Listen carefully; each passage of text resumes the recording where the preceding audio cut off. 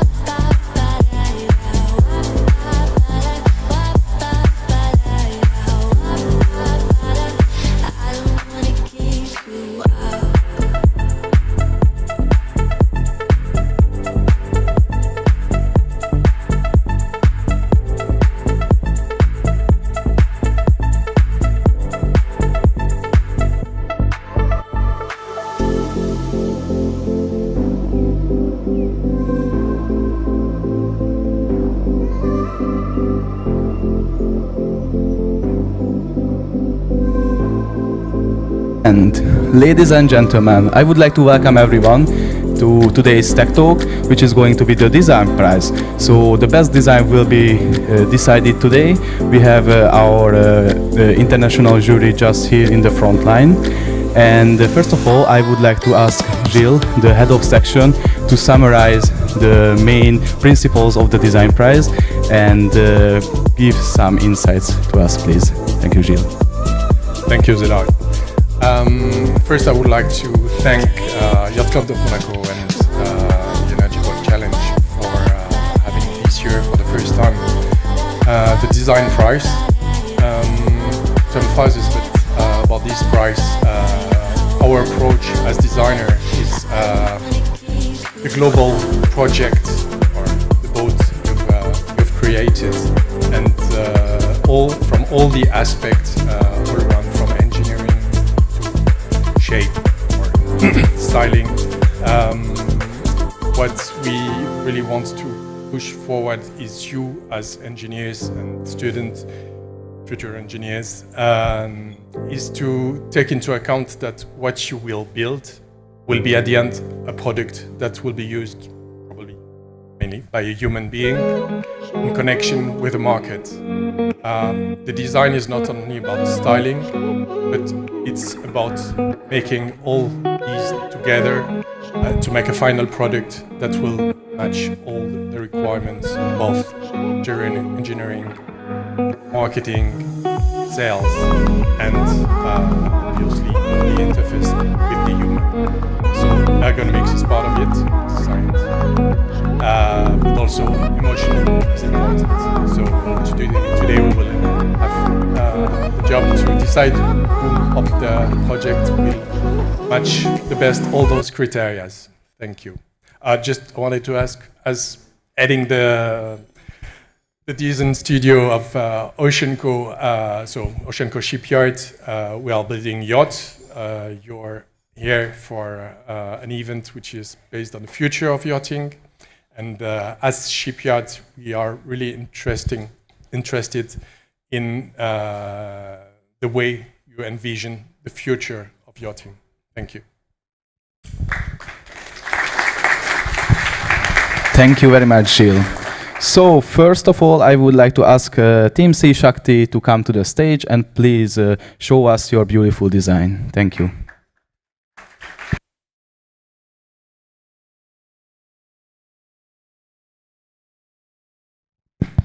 Check, check.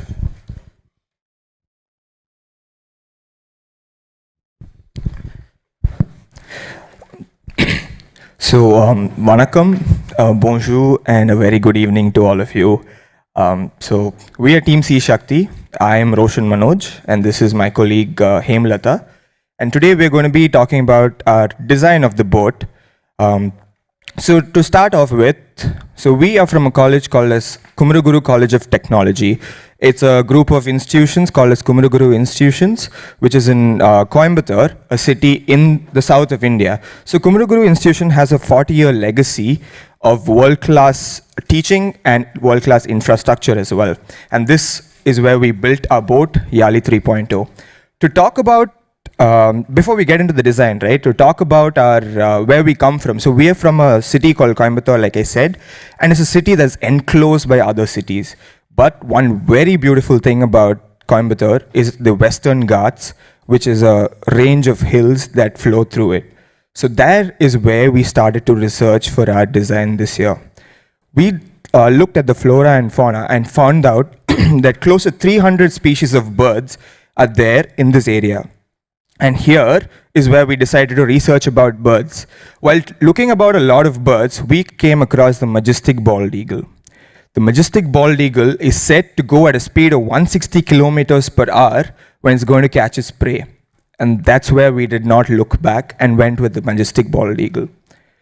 So what we've done is for the nose of our boat, nose of a cockpit, we've taken the curved lines of the eyes and the nose of the majestic bald eagle and applied it to our cockpit. And another thing is we wanted to reduce the weight of our boat significantly from the last 2 years. So what we've done is separating the cockpit where the pilot sits and the battery component, which actually reduces the surface area, thereby reducing the weight, and also gives us a safety aspect, which is better for our boat.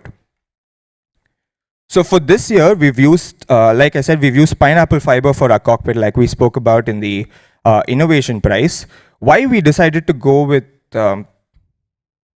this kind of a design is basically when the boat goes at a fast speed, right, it splits the wind into two different flows. And these flows combine at the back to form a laminar flow, which helps us reduce the drag significantly from the last 2 years. And after several impact tests, load tests, and various other tests, we were able to decide that pineapple fiber and carbon fiber were much better options compared to the other natural fibers that we actually tested for this year. So this is our cockpit. You can see the photos of our cockpit and how it's designed and the nose of the cockpit as well. So coming to the seat. So during the fiberglass production, 90% of the composite materials produces harmful substances like silica dust, soda ash to the fragile ecosystem.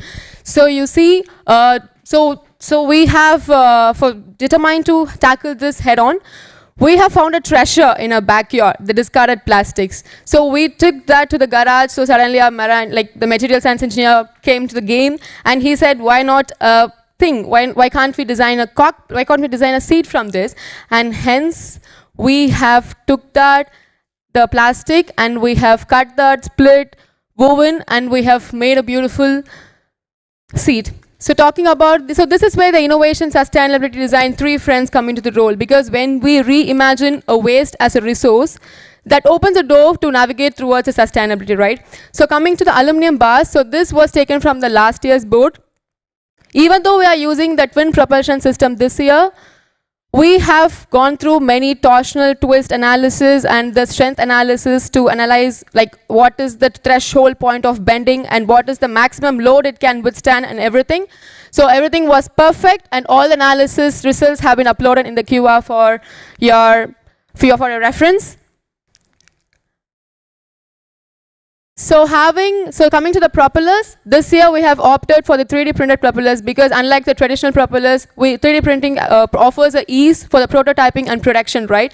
So by having the diameter as 10 as a constant and making the number of blades 3, we have varied the pitch for the propellers and we have found the different efficiencies.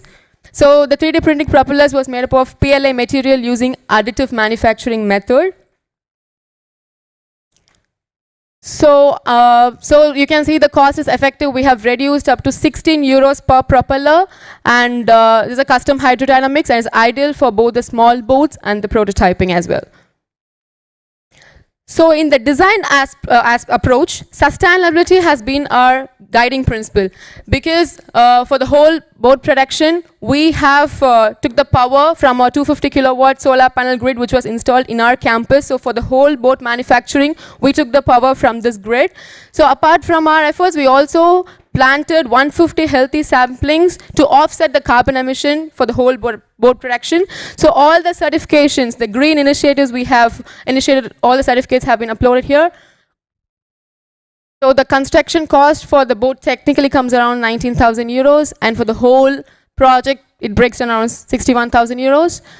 And all the open source, the kit, the PCB design, the boat design, the simulation, the analysis results, everything has been uploaded here because this initiatives may seem small, but this means a lot. This is a wider knowledge, so it should reach the broader audience out there, right? So all have been uploaded here. And talking in the long-term vision, this for each and every materials we use in the design is more focused towards the eco-friendly and the sustainable approach. So it should, all the environmental responsibility should go hand in hand. So that's it from our end. So open for the questions. Thank you.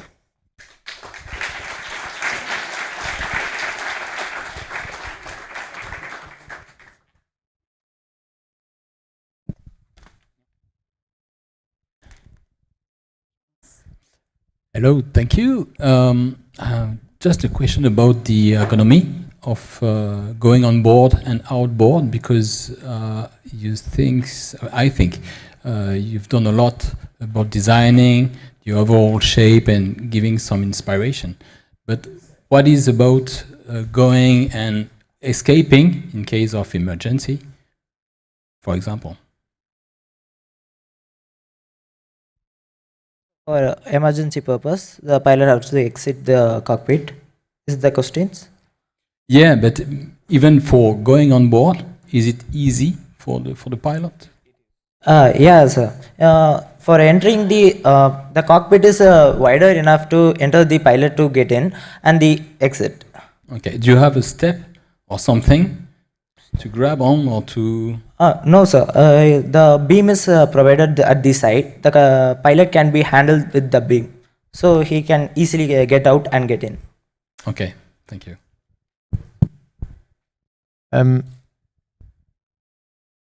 Gilles, I have a question because we are speaking about design, but I am a bit more concerned about efficiency in the design because I think a good designer have to think about the two. So most of the time we are thinking about, okay, I want to reduce the drag, whatever, but I do not see enough that you want to put the gravity center more down or closer to the water. So when I have seen your pictures about having a seat with the knee a bit bent, did you consider having the seat a bit more down by having the front beam in the middle of the leg of the driver? Yes, sir. One second. Can you repeat the question, sir? One second. Sorry. By having this design, you were limited by the front beam as a Z position of the gravity centers. Why don't you go lower with the seat or with all the cockpit? What was the limit in order to try to reduce the gravity center position? Yes, sir. First of all, we think about the weight distribution of the boat. First, we calculate the center of mass of the boat, and then weight distribution in the beam. First, pilot sit in the front it's around 60 kgs, and we keep the 60 kgs as the cantilever beam for the pilot, and the other than propulsion system and the battery systems are coming at the back. So to distribute the weight properly, we move the cockpit to the front at the top of the beam. So it's showing that the beam is apart in that. Yes.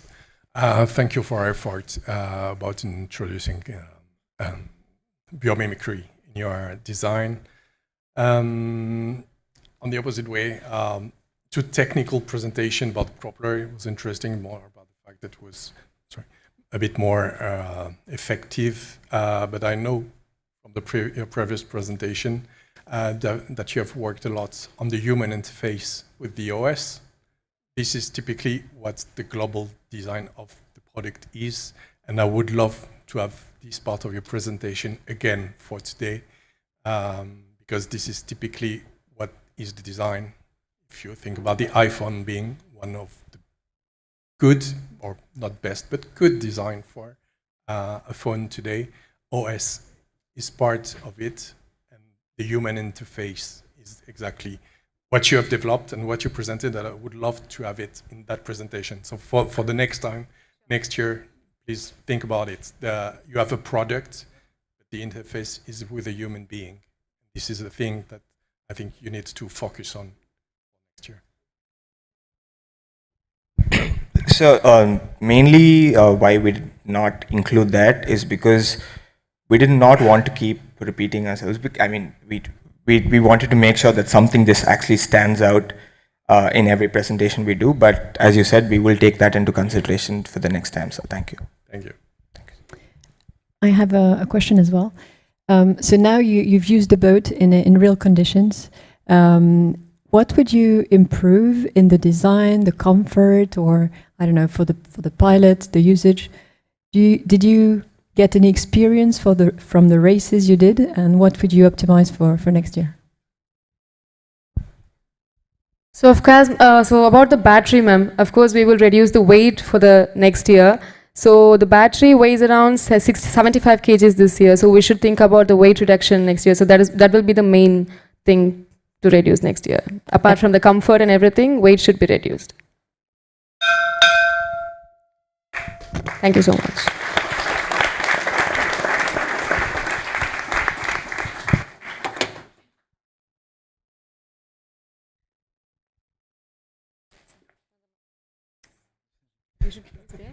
Thank you very much for Team C Shakti. And our next racer is HydroVinci Team. Please come to the stage.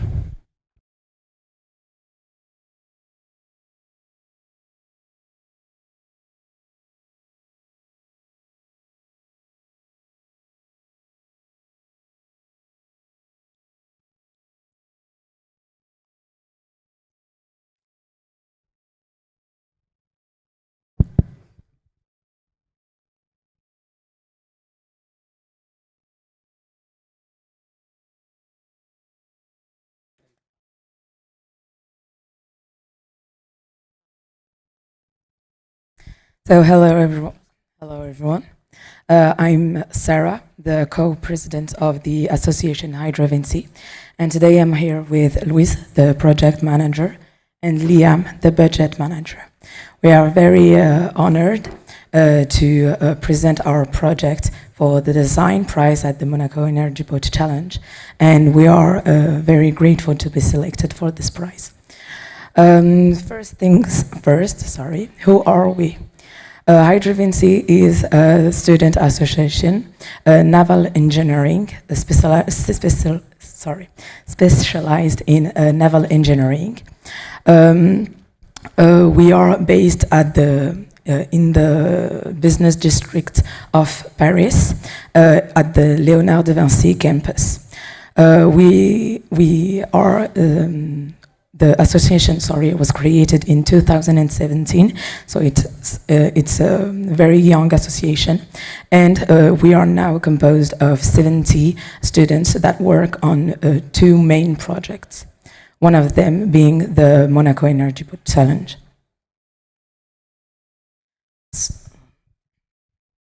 So our project features 2 motivated teams, and throughout the project we were able to develop our theoretical skills but also our technical skills in for key areas like conception, of course, 3D modeling, simulation a lot, and of course the final construction.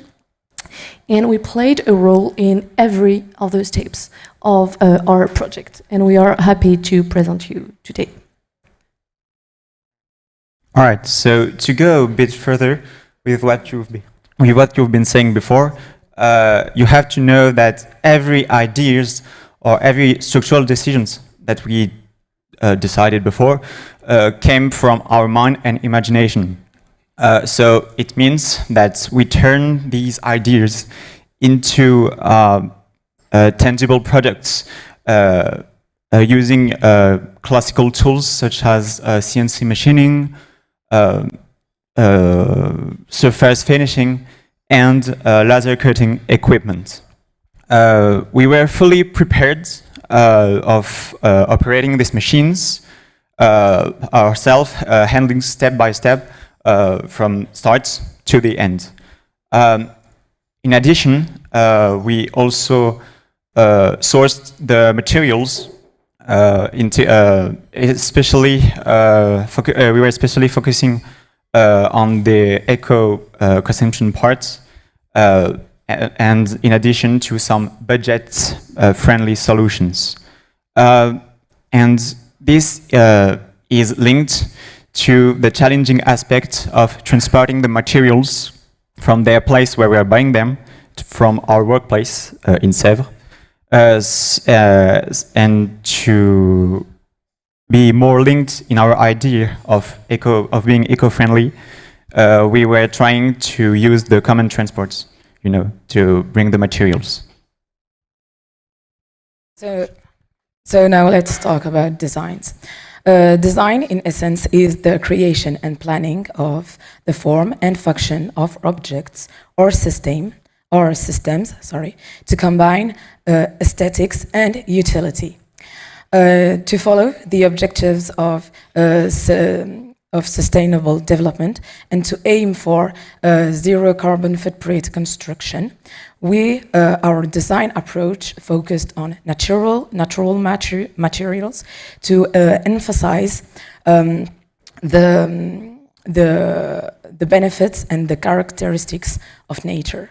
We aimed to showcase the raw beauty of materials and highlight their sustainability, and this is why we choose some materials such as cork, wood, and bamboo in our boat. Talking about environmental benefits, we use cork because it's an eco-friendly material. Indeed, it's bark tree, so you don't need to cut tree, and the production is mainly in Portugal, that is not far away. And the main thing is that is lightweighted, so we were able to add a battery to our boat because of the weight we gained with this material. Moreover, bamboo is strictly used for many applications, aligns with our desire to return to a more fundamental method of construction and low-tech. So the use of two boards of bamboo is a straightforward but still innovative idea that we use to replace the 2 metal boards that the teams usually use by biomaterials. In addition of the bamboo and the cork, we used some okume and Douglas. for the high straight to weight ratios.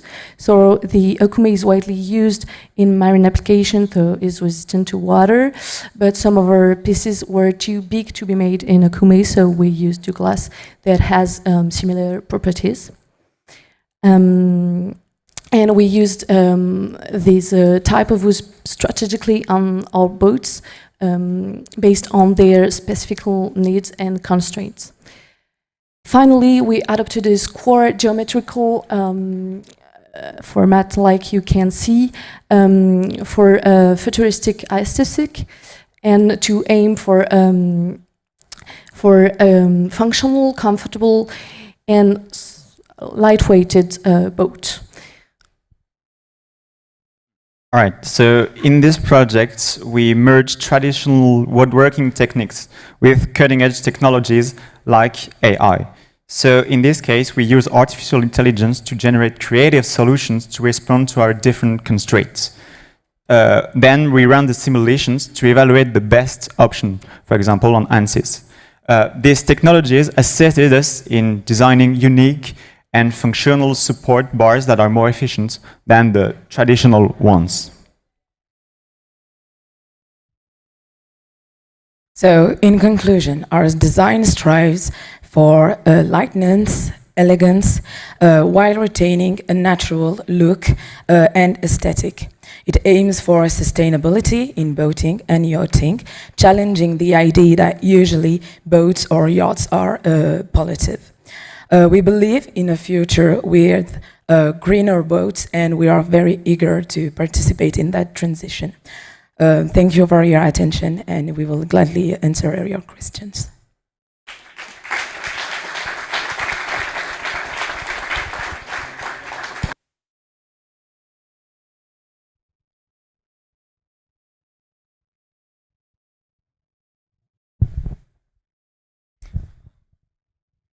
Hello. Thank you for your presentation. It's very based on the sustainability and maybe very focused on the use of the material you just talked about, but maybe too much, because maybe missing a way to give an approach with the thinking of the way you're using it and not driven by. So maybe you can use the material, but thinking very much more forward of it, the way you're going to use it, and not just giving the shape very simple, maybe too simple. Maybe it's futuristic, as you said, but maybe you should have another approach for giving a new way, a new maybe. Yes, we did emphasize on the sustainable part of the project. What I can add right now is that our design was highly driven by the idea that we have to put the little amount of material, and so we created the structure to use as less materials as possible. That's why it is basic but also complicated, because we have to have a strong and strong enough structure with the smallest amount of material. Okay, thank you. Yes, probably close to Florent's question, but what was your inspiration about the shape of your cockpit? Because it looks to be very driven by material. You've used natural material, which are flexible, most of them, because we built boats for centuries in wood. I never saw any boats being so squarish. And I truly believe that there is probably an inspiration by choosing those really brutalist design. The idea was really to show that we could use like materials like cork people were not believing in it at first. So we wanted to show it like at the front piece and not hide it in some shades or thing like that. So it was I can say it in French, but not in English. It was a challenge, but something we took en partie pris en français for some who but yeah, so certain persons think it's too geometrical, but certain love it. So it was a way to try something new, maybe. But, yeah. Thank you.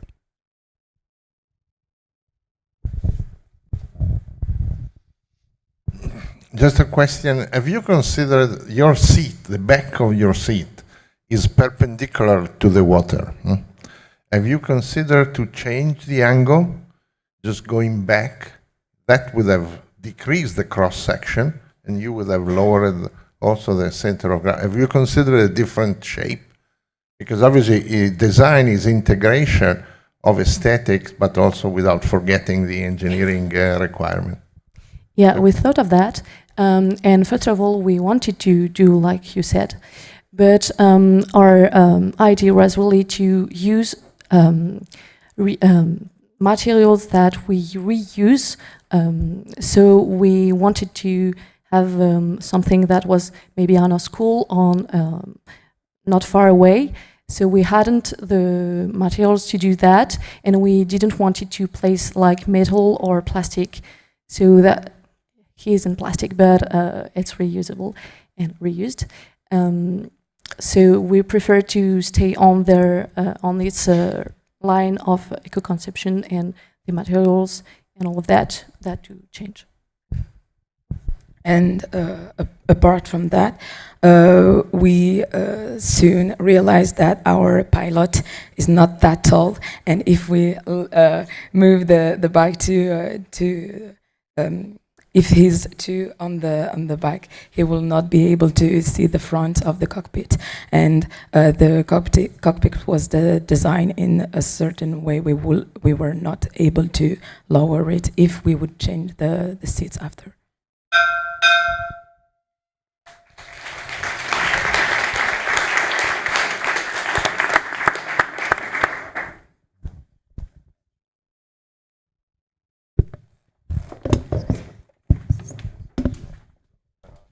So, thank you very much for HydroVinci team.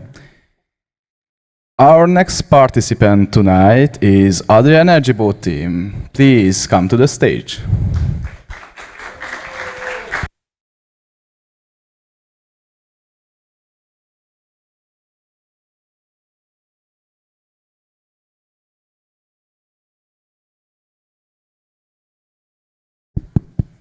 Test.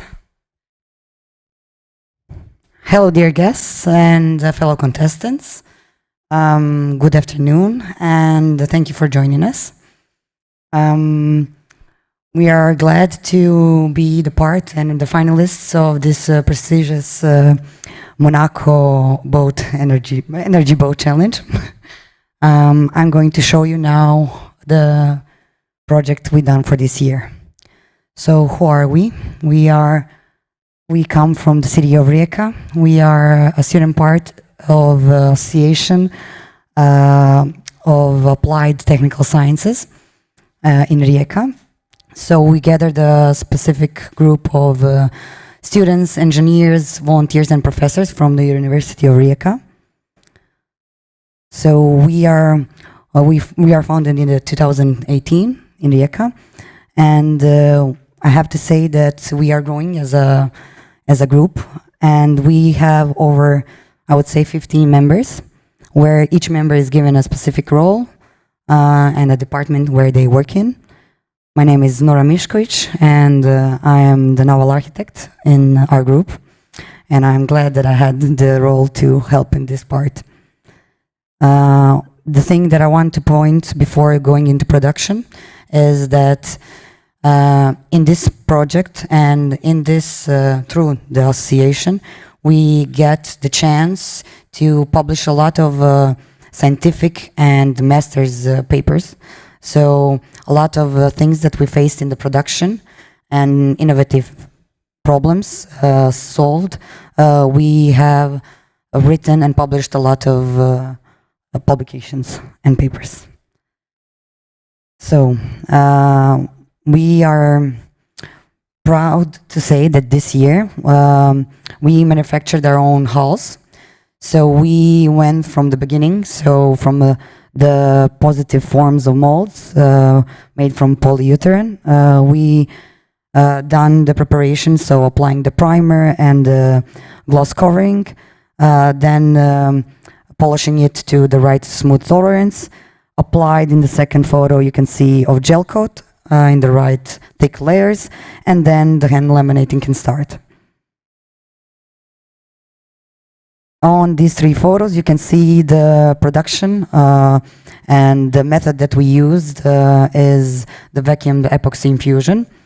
I would say that over the years, because this is not the first time we're using this method, we already came to a really astonishing level of using the vacuumed epoxy infusion. We use bio-epoxy and different kinds of carbon fibers. So from plain, twill, unidirectional, we also use ceramic as also the filling in for easier epoxy infusion. I would show you now the video. I hope it's gonna work. So this is from the testing, sea trials. As you can see, it's in the Riviera Corner Bay. So we also have a beautiful coast, and it was a beautiful testing.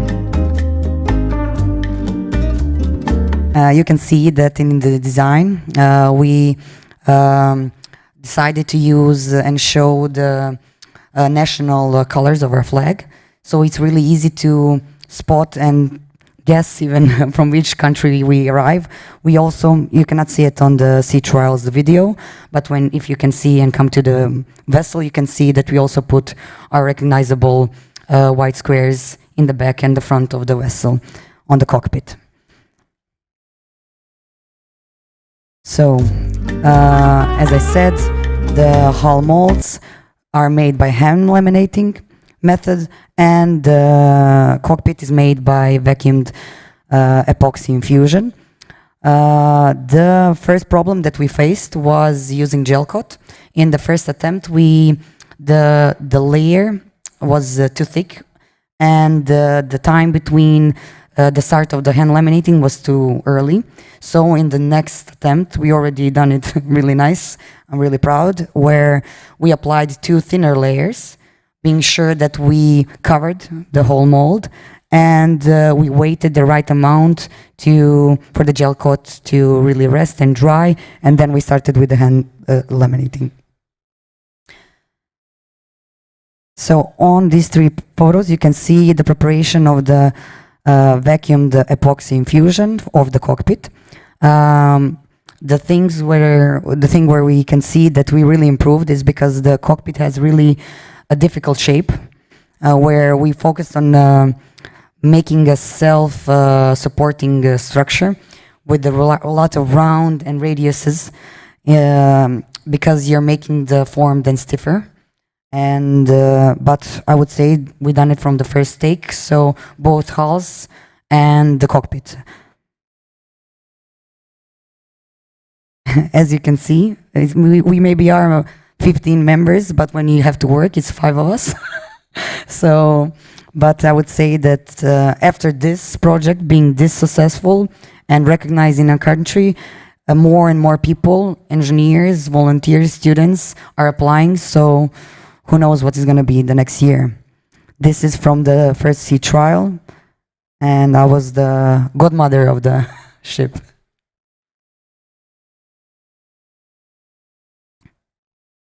The difficulties, of course, as I said, is because of the shapes. So the different usage of the materials, different carbon reinforced types, and of course, removing it for the molds was the biggest problem. But again, we succeeded. So this is the first slide where I'm gonna say where we decided at the beginning of the contest, we decided to not implement the solar panels.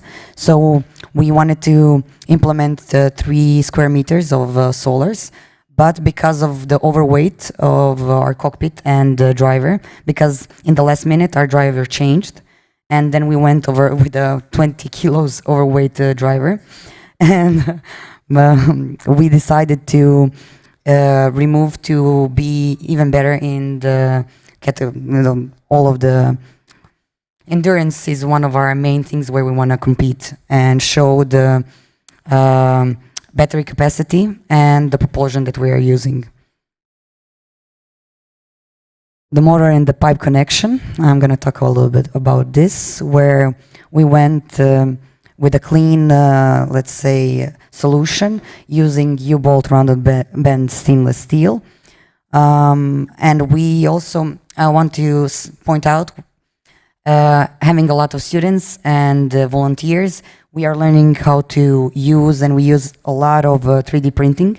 So for example, the pipe pads also printed, and a lot of elements through the presentation I'm going to show is also done by 3D printing. This year we made a battery on our own that is twice the capacity. So it's 14 in series and 14 parallels Samsung lithium-ion cells. With this double capacity of the battery, we are doing maximum twice as the bigger speed of the, and using it to be also not just in the endurance compatible, but also in different speed trials. We also have telemetry, of course, to follow all of the needed parameters and to be sure of the safety and to see how to use the battery as its best. Of course, we are here to talk about the design, and I would say that the design inspiration comes from the concept design of the Monaco Energy Boat contest, because if you see in the right corner, you can see that this is the first idea that even the I'm sorry. So this is the first idea that even the organizers thought of. So the thing is, we went for a monocoque, so one-piece body cockpit. Why? Because we want to ensure that the battery and the electronic system is covered and protected from the water. What is giving the biggest safety level for the driver? What has to be for us the prime, let's say, strategy to go in the next development. The second things that we improved from the last year is that we also followed the influence from Formula cockpits. So we use this form because we know it's already optimized for the optimal aerodynamics.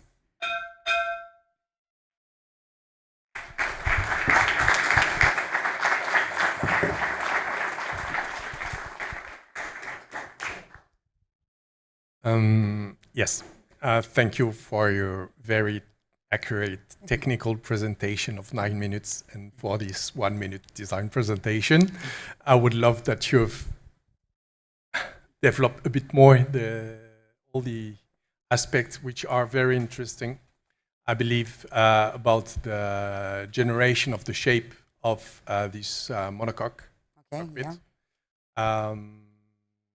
So yes, you shortly explained about the inspiration. What did you do about the human interface, so pilot interface, in terms of design?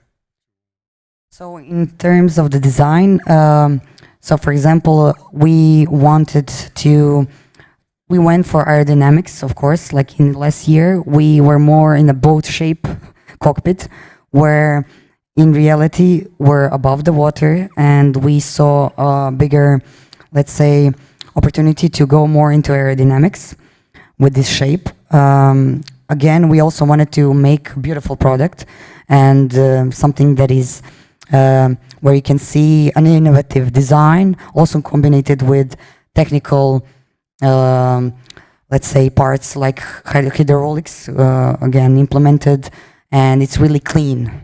So we went for, let's say, a flawless design, and we wanted to make a whole product. So this is one of the beautiful whole product.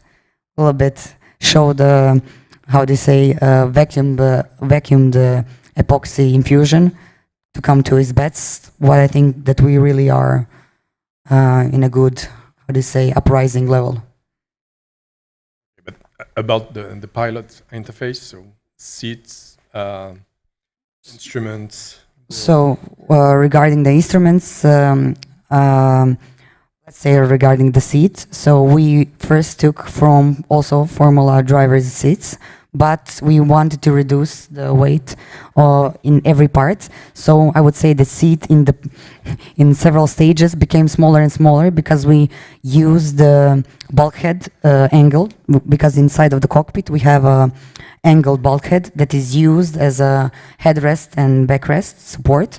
So it's how do you say, sufficient idea how to use the form of the cockpit and also reduce the weight.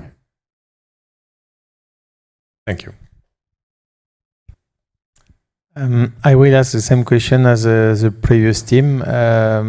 Because you try to design the most efficient boat as possible, during the consideration of the design, why you design the cockpit on top of the hull and not integrating the hull inside your design? Can you repeat the question one more time, just to be sure that... No, like most of the team, you made a beautiful design, but I was a bit sad because you just push the cockpit on top of the hull, so on the beam, and because you build your own cockpit, I was wondering why you do not integrate the front beam inside in order to lower the center of gravity of the driver. Okay, I would like to say that, for example, after we didn't have a lot of time to see trial, so the video that we had, that's the reason.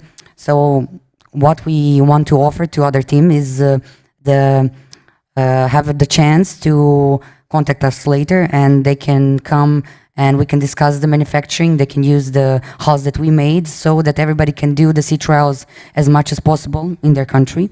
And we didn't have the time to test it. And for example, this is our real testing now in Monaco.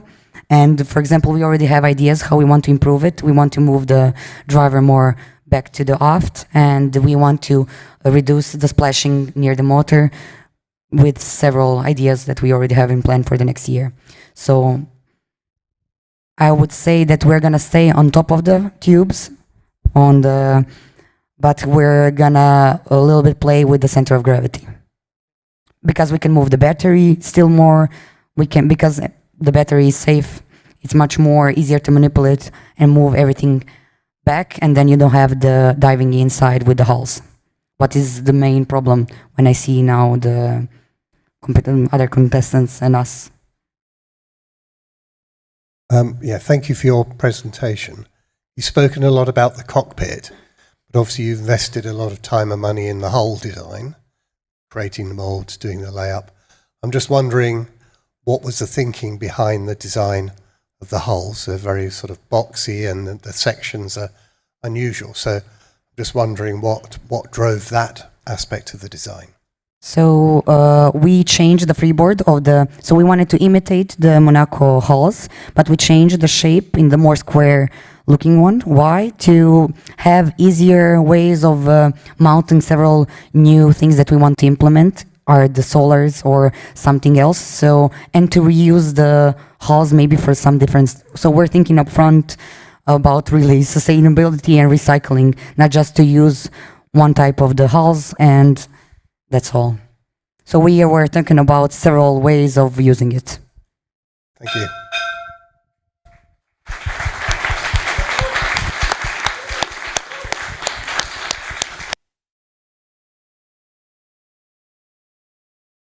And thank you very much for Adria Energy Boat team. And our next competitor is Messina Energy Boat from Italy. Please come to the stage.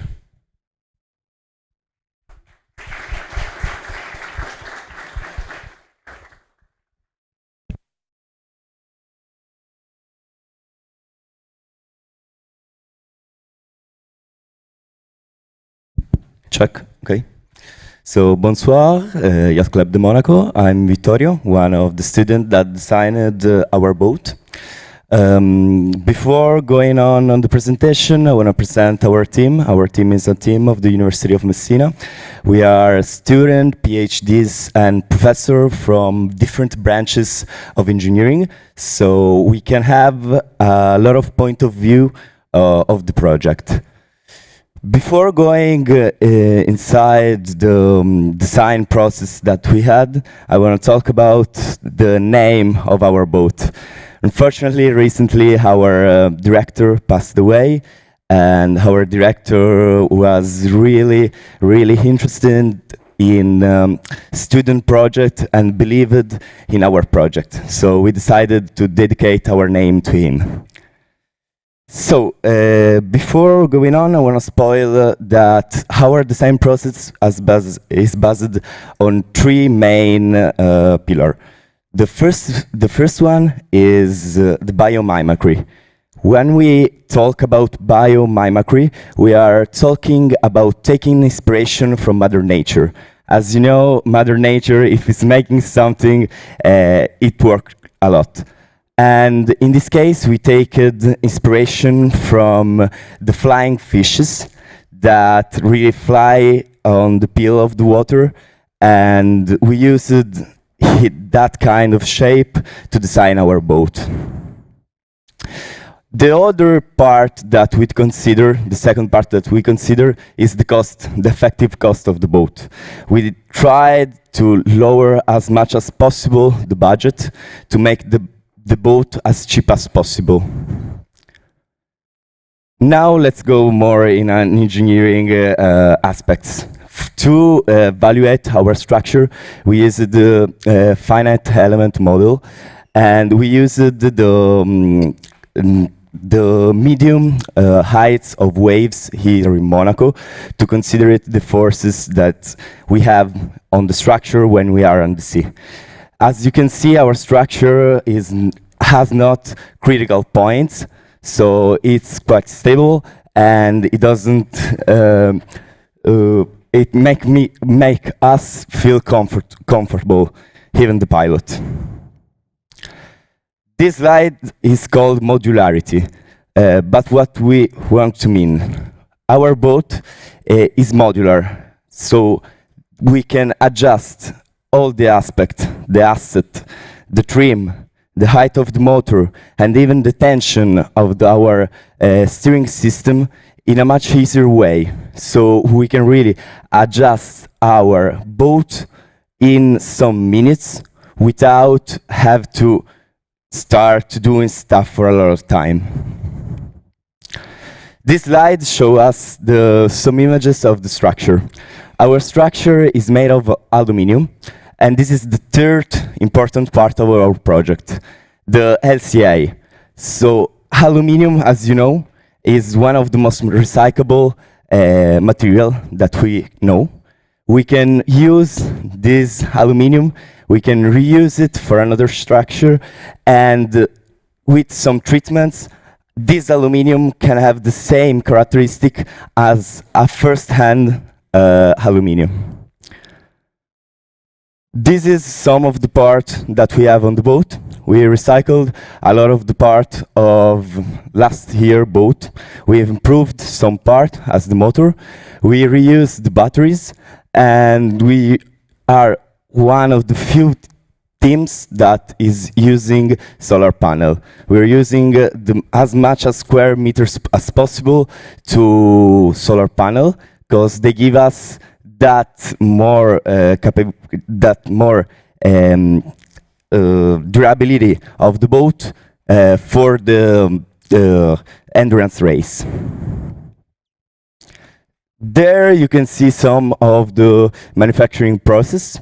Obviously, the main part was welding the structure, and we followed it, and we follow all the part of the welding process. Before to go to the Q&A, I want to spend a few words on our steering system. We adopted last year a steering system that is made of ropes. So we have Dyneema ropes that is even more stronger than steel ropes. And with this kind of system, we've improved it. We still use scratch. We use the crown and a chain from an old motorcycle. And with this system, as it is now, we can adjust the tension of the ropes without having trouble to regulate the starboard side and the port side separately. So with one movement, as the whole other adjustment of the boat, we can talk with the pilot and make the boat as custom as possible to him.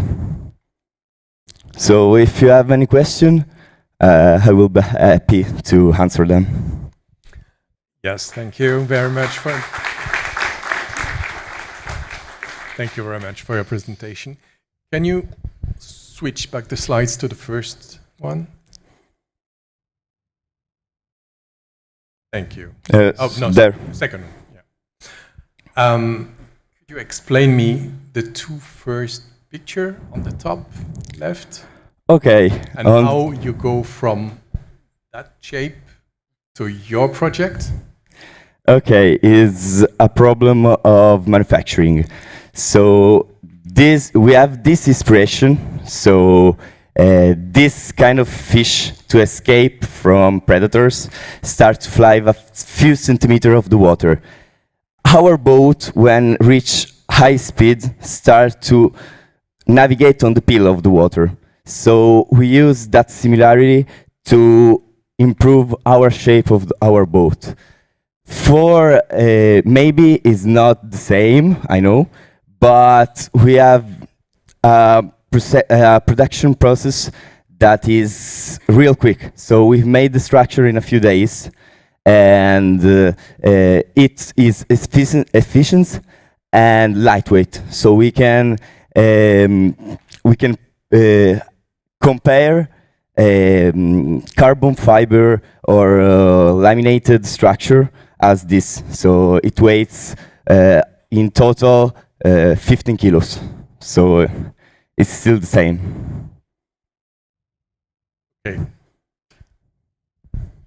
Thanks.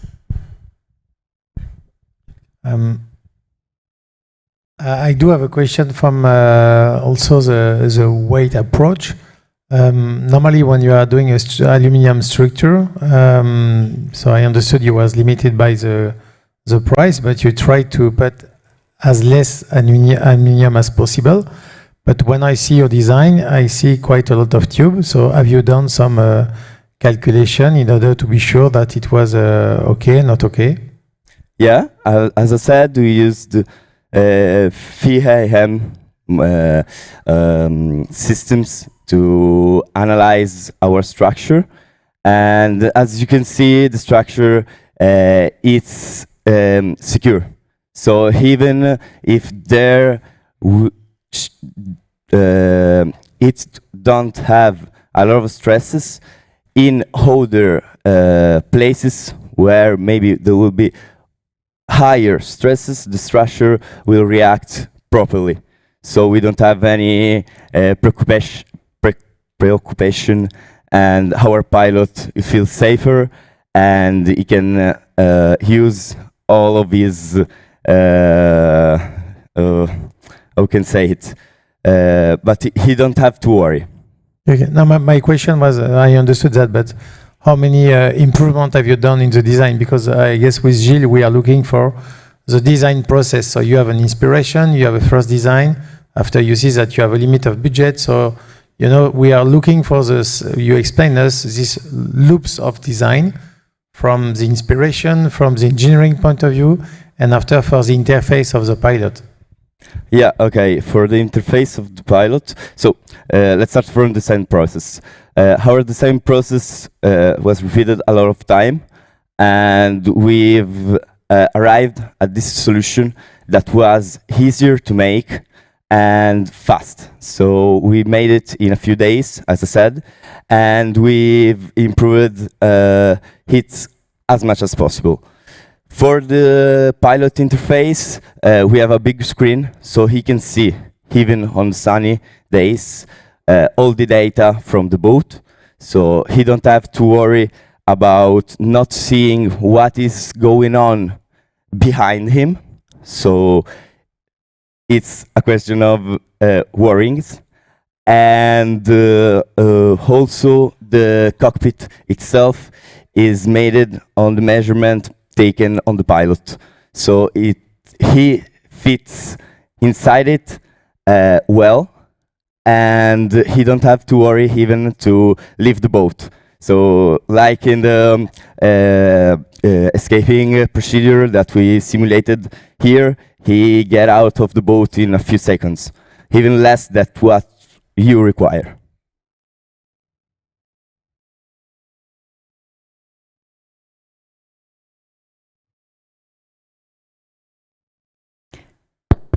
And just go back to Jeremy's question. If I see correctly, you have used an aluminum profile, more or less of square kind of cross section, probably 15 millimeter times 15 millimeter.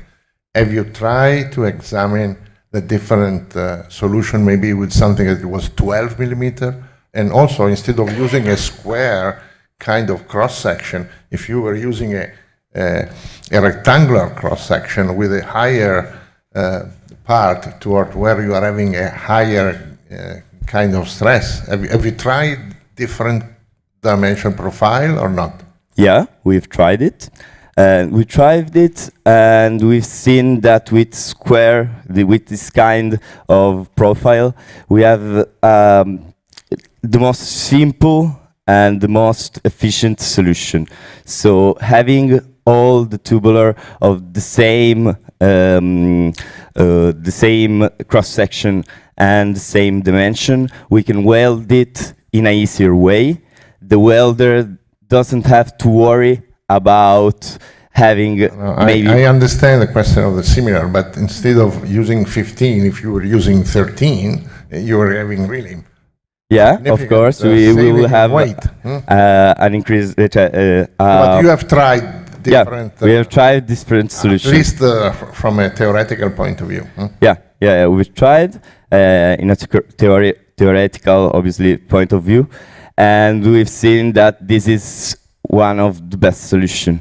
Obviously, we can improve it. It's not perfect, I know, and but this is the final result of studying and obviously studying of the structure of the boat.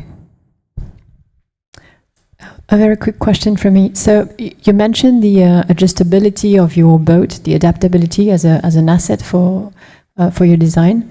Can you explain a bit more what exactly is adjustable and to do what? Is it to maybe adapt to different weather conditions, or is it just for different pilots that have different shapes and weight? Okay, so we can adjust all the aspects of the boat. So starting from the motor, let me see. Okay, maybe in this slide. Okay, let's start from the aft. The propeller, the motor is adjustable in height. It's adjustable on trim, so we can adjust it in a different condition, in a wavy condition or in a flat condition. We can adjust the position of the box of the batteries, so we can put them a little bit more further and a little bit more on the back to have obviously a different asset of the boat. We can adjust the position of the cockpit, so where the pilot is sitting, we can put it on the front or in the back, and we can adjust the pilot seat, and we can adjust the tension of the ropes that we have to control our steering system with only one movement.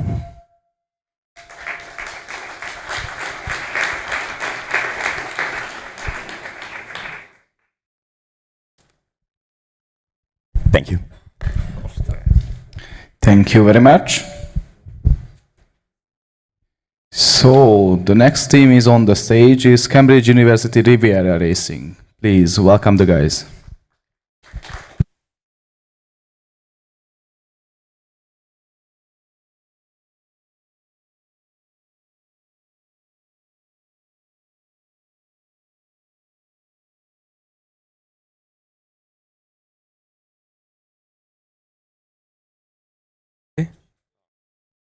Okay, cool. Hi everyone, I am Harsh from Cambridge University Riviera Racing. This is Ray. We are the co-captains of the team. And before we go into our design, firstly we'll give you a quick introduction into what the team actually is and what our aims are. So, if we look here, here's a little selection of some of our team members. We are a team of about 30 student members with a very simple mission, and that is to be a hub for inventive students at the university to develop their skills in a real-world engineering challenge. You see a lot of opportunities to calculate things, but for us, it's about making and building and learning that way. And then, what's the point of us doing this specific challenge and making our project? We have a vision where a more sustainable maritime future is fueled, in part at least, by hydrogen. And what we're trying to do is show that it is both sustainable, but it's also high performance. So to tell you a little bit about the project itself, this is the first British team in the energy class and is intended to also be the first foiling boat in the energy class. The idea with us was we didn't want to just turn up and plonk a motor on this chassis. We wanted to really try and find the best, most interesting innovations in the industry, try and integrate them. It might be difficult, but we really did believe that it's worth the effort. It's worth taking the time to go and find, the more interesting battery, the more interesting pod solution, things like that. So we are entering all three, the Innovation, Eco, and Design prizes, and today we are presenting on why we believe we should be a front runner for the Design Prize here today. So, I'll start with the name. The name of the project and of the boat is Meridian. So for a very, very long time, the maritime industry and other industries have navigated using these meridians on the map. And for us, we think this represents what we want to be. We want to be a line or a guiding light for the industry as we move forward. And that's really the inspiration for the name of the project. I will now pass over to Ray, who will go through some of the key features of the boat. Thank you, Harsh. So, obviously, there are two aspects of design that we have decided to focus on. On one hand, this is obviously a racing boat. Racing boat has to have a good performance in the races. On the other hand, we understand the purpose, the core of the Monaco Energy Boat Challenge is at its heart a green boating challenge. So we want to respect the sustainability within our design. And trying to find a balance between these two has been much of the work of the team for this past year. So on the performance side, in order to be competitive during the endurance race, we've designed for a very low cruising power that can be fulfilled by a hydrogen fuel cell. Additionally, our boat will have a lightweight construction, and that sort of centers around the main elements of our chassis design. And we wanted to also increase performance by reducing drag and increase flexibility with our variable angle hydrofoils. So that's how we intend to perform well in the races. On the sustainability side, we're using low embodied energy materials. So that's wood for our underlying cockpit frame. Additionally, with wood, it's designed for easy repair and upgrade. Simple materials such as saws, wood glue, and readily available local timber can be used to upgrade and repair the frame in case of any damage. And the final aspect of sustainability is we have used the repurposed nose cone from another university team at Cambridge. and that helps provide sort of a core of the structure at low sort of carbon cost. So to guide you through how we landed on our final design, let's take it back right to the start. And here on this side of the screen, you will see our initial idea. So very sleek cockpit, very aerodynamic, perhaps generating some aerodynamic lift. But of course, with this sort of rigid body, we would have to use a fiberglass or a carbon fiber body. And as we all know, these composites are notoriously bad for the environment, despite being perhaps quite lightweight. And also, the cost of manufacture was not fantastic. So having done some efficiency calculations and found that the aerodynamic drag was sort of significantly less than the hydrodynamic drag, we decided to move away from this idea of having an aerodynamically optimized shell. So then, where did we look for inspiration? And strangely enough, we actually looked to the aircraft for inspiration. So we were very kindly given a tour of the Shuttleworth aircraft collection in the United Kingdom. And here there's a very large collection of World War I era aircraft. And I'm sure you will know sort of fundamentals of the construction. Perhaps you can see in the Sopwith triplane there in the corner. We have a number of wooden spars along the wing of the aircraft, and that's reinforced by strips of wood running throughout it. Provides stiffness at very light. So essentially, this was back perhaps 100 years ago when manufacturing techniques were not as advanced. Therefore, at a lower cost, easier to manufacture, and actually very lightweight because, again, it's used in the aviation. So we took that idea and we transformed it into our cockpit chassis, which we'll see on the next slide. So our initial design of this used plywood, marine wood ply ribs to act as essentially what would be the wing spars from the aircraft. And we also used flexible rattan cane running along to provide tension in this direction. And of course, this was coated with a hydrophobic fabric.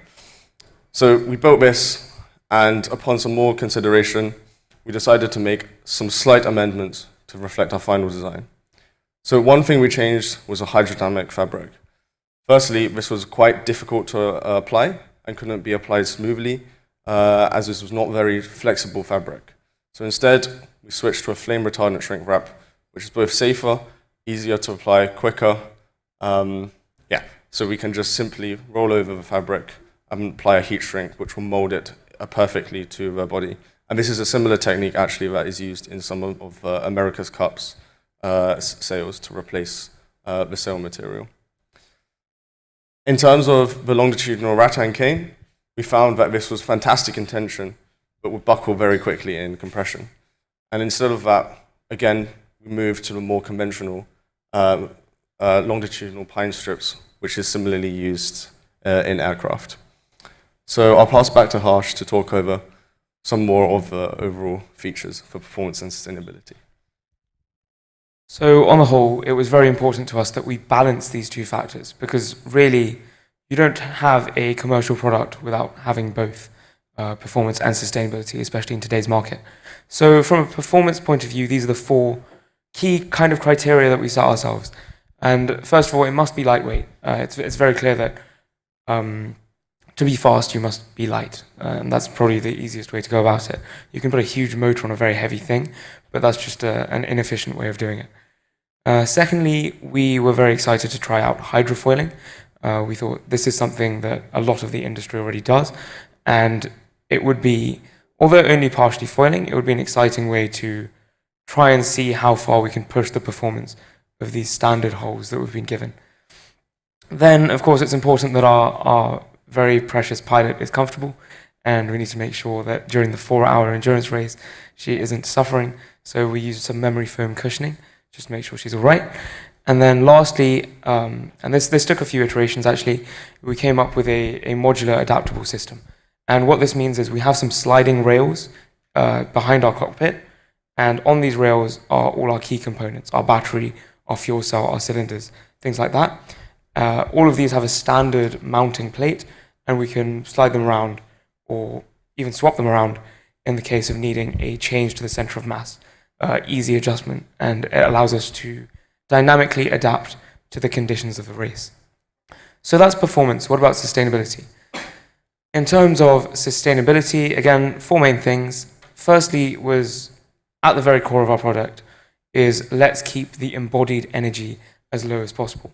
A lot of people would go, it's a boat, it's fast, it's meant to be carbon fiber, and as cool as carbon fiber is, it's very clear that it's not a sustainable material. Therefore, we just went to the traditional approach, as Ray mentioned. We went with timber as kind of the basis for a lot of our construction. Where we did feel the need to use carbon fiber, kind of as a core component for making our cockpit, was right at the front. And to make sure this was as sustainable as possible, we borrowed an existing nose cone from a former student team rather than fabricating ourselves.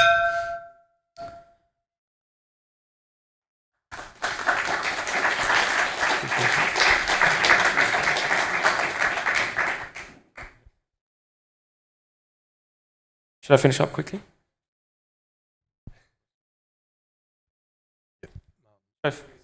Carry on or questions? Questions. Questions. Okay, yeah, feel free. Yes, gentlemen. So you know when we are today the jury for the design prize. It's like my colleagues, which are design experts. They have a client asking them, "I want a boat with this assumption," and most of your slides, the assumption was, "I want a light boat."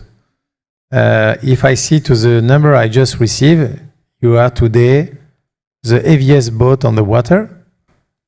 How could you, as a Cambridge University, come with 100 kilos heavier than expected?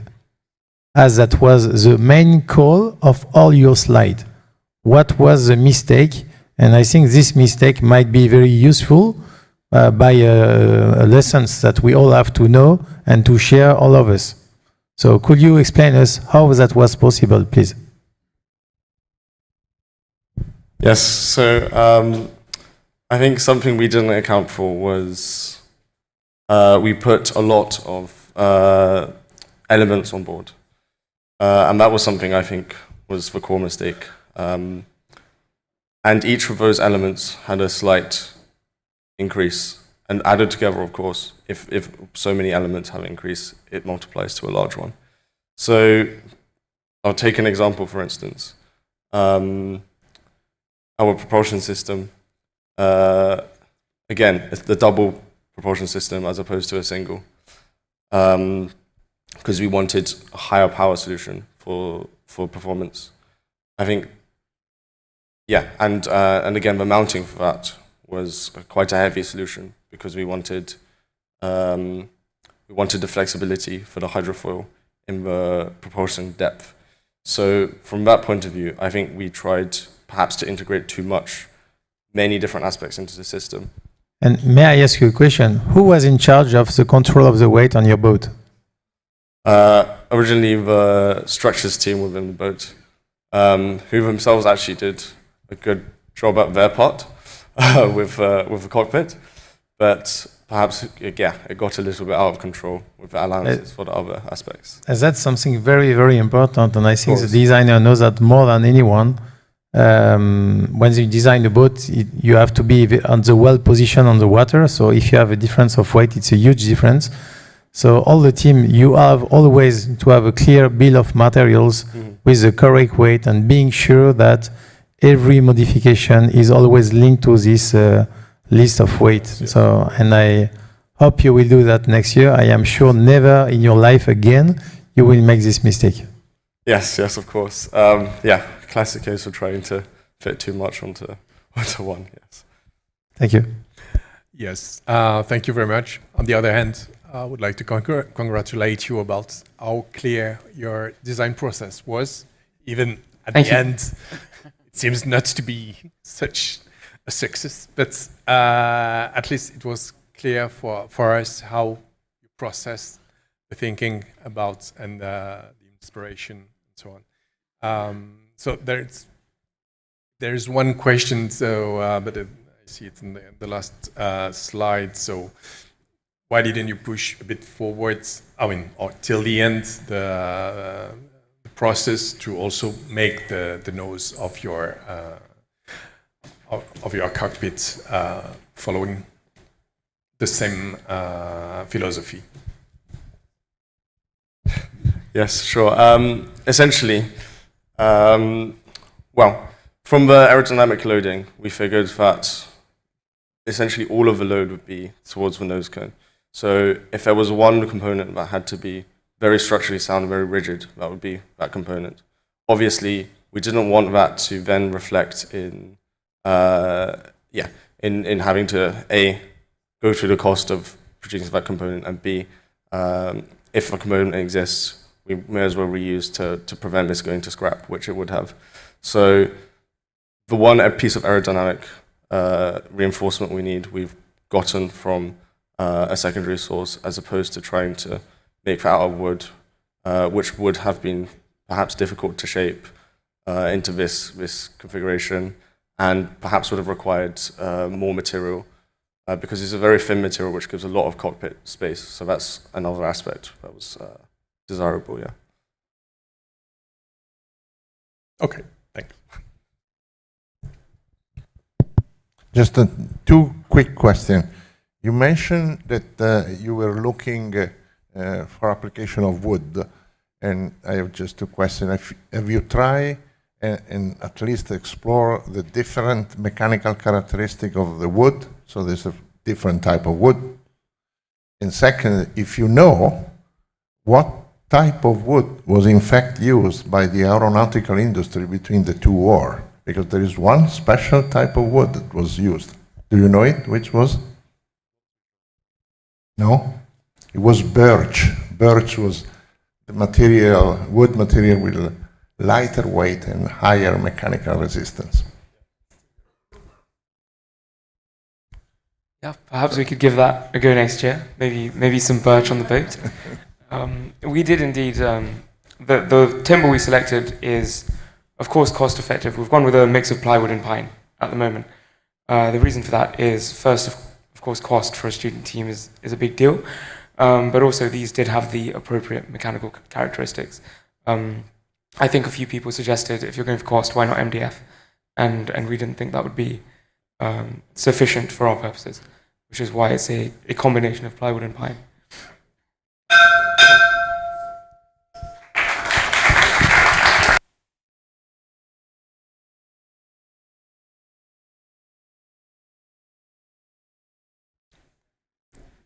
So, thank you very much for Cambridge University.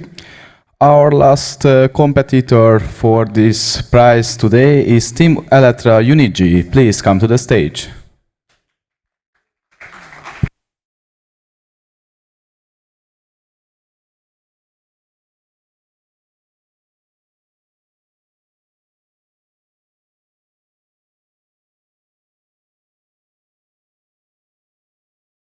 Check.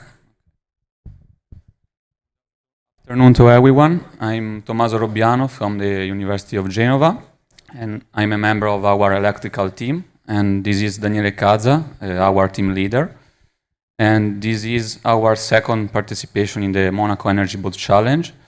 And our team is composed of bachelor, master, and PhD students from 3 different departments of the University of Genova that we'll talk about later on during the presentation, and supervised by researchers and professors who work together to create a multidisciplinary collaboration. And for our design prize presentation, I want to first show you the highlights of our project that started by asking ourselves how far could we go in producing the boat by ourselves. And we managed to make significant improvement and changes compared to last year's configuration. For example, new communication system, new battery pack with custom cells, and lighter cockpit with recyclable materials, and so on. But we talk about this later during the presentation. And So our goal is to promote a cross-divisional collaboration among three main groups: the marine, the electrical, and the electronics team, by working together to find the best possible solution for the design and development of our boat. And so regarding the marine team, the first focus was on conducting preliminary analysis to evaluate the implementation of T-foil's structure, mainly addressing the stabilization issues by studying 3D models and related graphs to identify the feasibility and of this solution. And then, after solving the stabilization problem, the idea was to improve the ventilation by designing and developing the fairing and a new base for our that could help us to obtain sufficient immersion during flight. And at the meantime, the foil structure was created and next generation propellers were deeply studied and in part modified. After these main interventions, our marine team redesigned key components such as the cockpit, the spark cross-beam connections, and the new battery cells enclosure, and other minor elements, always focusing on 3D models to evaluate and identify the best possible solution. For our electrical team, the first issue was to achieve a higher energy density for our battery pack, and thus choosing the best possible technology for available on the market. And at the end, we selected the lithium NMC battery cells. It was the best option for our goal. And after carrying out charging and discharging tests to verify the cell performance and the correct interaction with the new battery management system for an optimal cell management and balancing, we properly arranged them in series and in parallel to obtain the desired voltage for the whole battery pack. And after this, to enhance our performances, especially in the speed races, the idea was to replace the inverter of our 11.5 kilowatts outboard electric motor with a more powerful one that could allow the motor to overload. And obviously, to study the feasibility and the safety of this solution, we carried out a lot of thermal and mechanical tests, both out of the water and into the water, as you can see also in these pictures from our laboratories, and in particular in the picture on the right, where you can also notice another motor on the floor of the picture, and to which it was connected the position sensor of our electric outboard in order to simulate the overload only from a thermal point of view by aligning the two motor shafts. And I have to admit that it was quite challenging to complete all these tests, but at the end we were able to evaluate that the motor could handle up to 15 kilowatts conservatively, since these initial tests were done out of water. And to conclude, for the electrical team, custom photovoltaic panels and DC-DC converters were purchased to charge and so extend the duration of our batteries during all the races, but especially for the endurance race. And to evaluate the advantages and possible drawbacks of this implementation, we developed a MATLAB Simulink model to estimate all the main electrical parameters, such as the duty cycle, the converter duty cycle, and the power and current flowing to the batteries. For our last group, the electronics teams, the initial work phase focused on integrating sensors to monitor all the most important parameters on board, such as the battery voltage, the state of charge of our battery pack, and the battery and motor current, and the battery and motor temperatures, and the GPS location and the speed in RPM. And so the ensuring at the meantime an accurate data collection and the system health monitoring. And then the next step was to develop a graphical user interface in order to be able to display the sensor readings, both onshore on a personal computer and offshore on board the boat with a rugged phone. And so providing a real-time data visualization to enhance the operational awareness and the decision-making both for the pilot and our land team. And for the last work phase, the focus was on verify the correct signal transmissions between the monitoring team and the land-based team by conducting experiments both on internet and radio connections, and so to evaluate the correct sensor readings between the two teams. Right now, we explained how every team worked as a single task. In the last part of the project, we started to collaborate to see if everything was coupled together correctly. So at first, we started to connect the inverter and the BMS with the telecommunication system, and we tested if we can read every measurement from the inverter and the BMS, but we didn't stop there. From the Raspberry, so from the telecommunication system, we are able to change the parameter of the inverter while the boat is on the sea. From the electrical marine part, we focus on the matching on the propeller and the motor. So we try to see which was the torque RPM curve of our custom propeller that we developed for our boat. Plus, we saw which was the mechanical stress of our battery pack, how to build the pack of the battery cells by doing FM and simulation and 3D modeling. Our electronic team, our marine team worked together to see which are the main parameter and measurements that need to be evaluated while the boat is going out, especially in the endurance race, and they were all displayed by a Grafana system to or a PC or the phone. Thank you for your attention.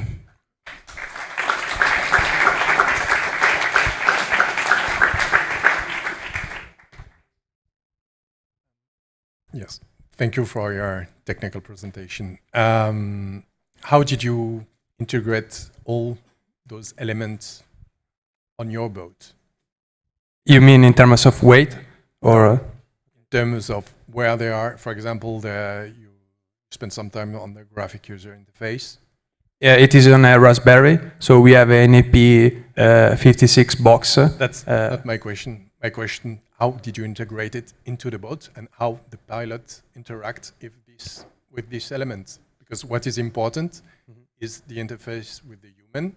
How do you integrate this system, which is elaborated, and in which way, physically, the pilot interact with this graphic user interface? We have a rugged phone, which is the display of the Raspberry.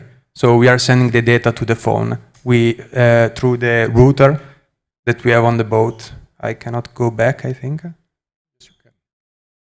Okay.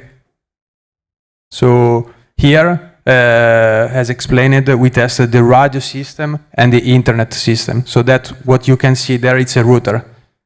Yes. So from the Raspberry, we go to the router, which is in a box, and from the router, we can connect the phone, which is on the boat, which is the display of our pilot, to the router. So him can see everything. And they are displayed as a Grafana system. So the measurements you see there are what our pilot see. Yeah, what is interesting for me as a designer is where did you put the display and how the pilot interact with the display? Okay, so there is the steering wheel. At the top left of the steering wheel, there is the phone in a vertical way, and it's zoomed. So he's a phone, so he can touch and scroll down. Okay, and everything is there. It's displayed in one single page. So if he has data, he scroll down. Basically, there are for temperature, mandatory for the competition, speed, and the ampere of the battery. Yeah. What for the design price? What is important and where you have put the display? Okay.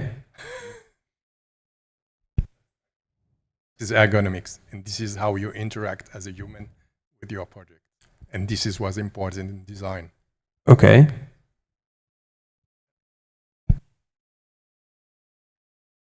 At the beginning of your presentation, I was a little bit scared because you presented as all single developments without developing the boat as a whole, no? So each independent development that was not taken into account. Did you coordinate this development, or you said that we talked after some months and recently we put all together?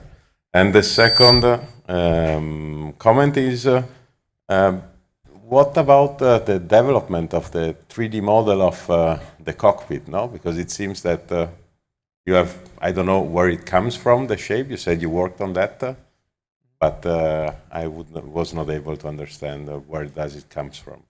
Okay, so basically, when we started the project, we were too many to be all in the same room and work all together. So me as a team manager, I divided the students in 3 departments.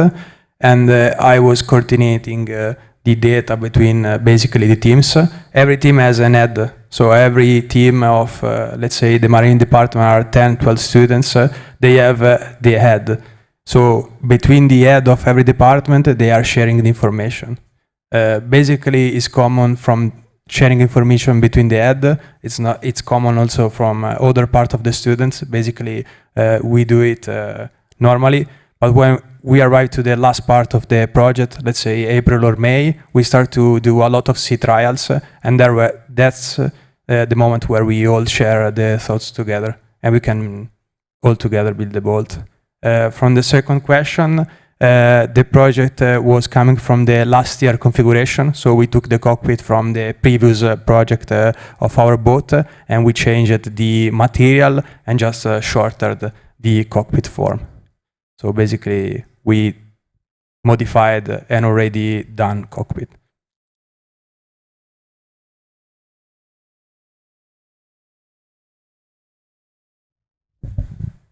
Now, just as a general remark, I think we are out of question. Congratulations for the improvement you have done since last year. It's very, very good. I am a bit disappointed not to see that you directly answer the design in the way where we want to see that the designer, with human interface, inspiration from, let's say, a bit more stylish way of thinking. But anyway, you have made a very good job compared to last year, so don't be sad. And I wanted to say a very congratulations for the improvement since last year. Thank you.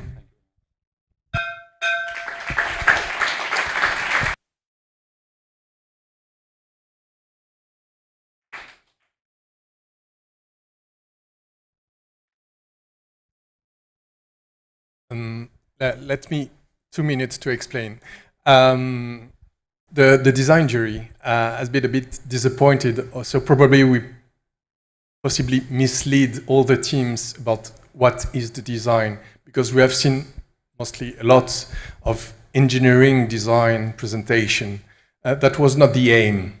The aim was to bring on stage people that would have understand that what they are doing is a product, and this product needs to be think as one thing made of a lot of elements. Technical is part of it, because here we are focusing on what is improving all the engineering on board, but you have to think about how the human will be integrated in that engineering technical environment. So we are, and aesthetic also part of it. You'll have in your near future have to work in an industry. You will have to deal with marketing people. You will have to deal with sales with designers and many other parties that you'll have to convince of your work, but to work with and to combine all your effort to have a final product which is a thing. This is what, as head of design jury, wants to encourage you to think about from the beginning of your project for next year, but also for your presentation. Is the design prize is not about technical, is about how you make your product something which has a sense as a whole. That's it. But thank you very much for your effort. And I hope that there will be more team participating to this prize next year. And there is no shame on collaborating with other universities, design or marketing, because we have seen that collaboration with marketing teams works very good for the presentation. And so let's do better for next year.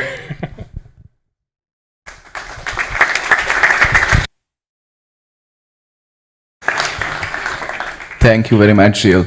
So basically now this was it for the design prize, and we are moving forward with the FPAII, the Sustainable Yachting Award. And our first speaker today is Politecnico di Milano. Please come to the stage.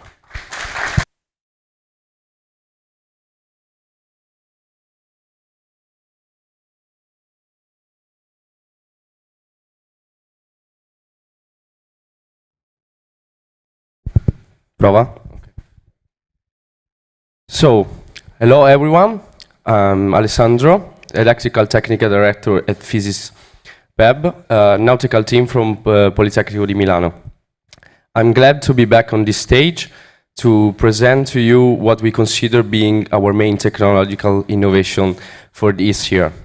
Synergy project in collaboration with our main sponsor, ScienceCo. So let's start with considering why we reckon our project as solid foundations.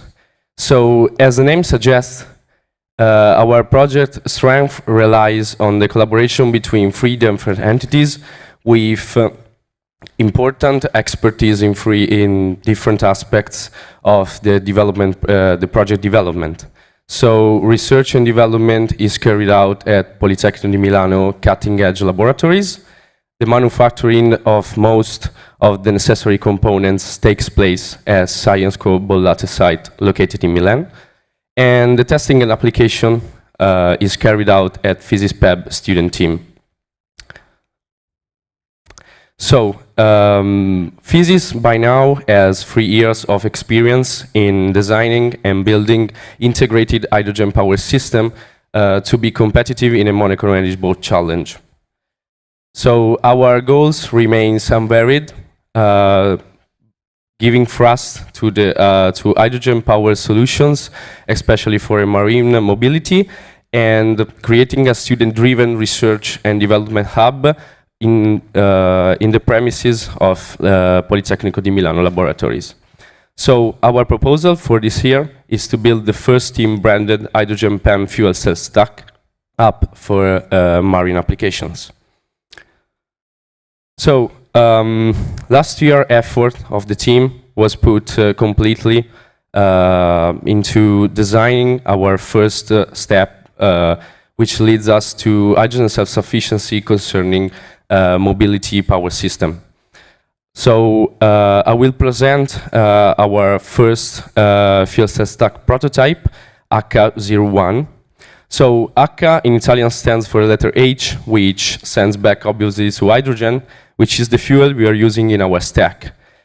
Hydrogen is then injected in our particularly designed bipolar, graphite bipolar plates, which feature an innovative sinusoidal interdigitated gas channels, which allows for more homogeneous distribution of the reactants, more homogeneous thermoelectrical properties, and enhanced byproduct water management. So in this picture, you can see how the testing assembly is made, and you can distinguish the several components here.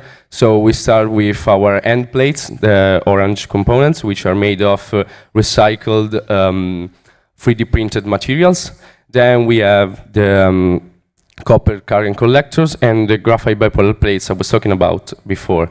At the heart of our stack, there is the membrane electrode assembly, or MEA, which is manufactured entirely by us within ScienceCo laboratories.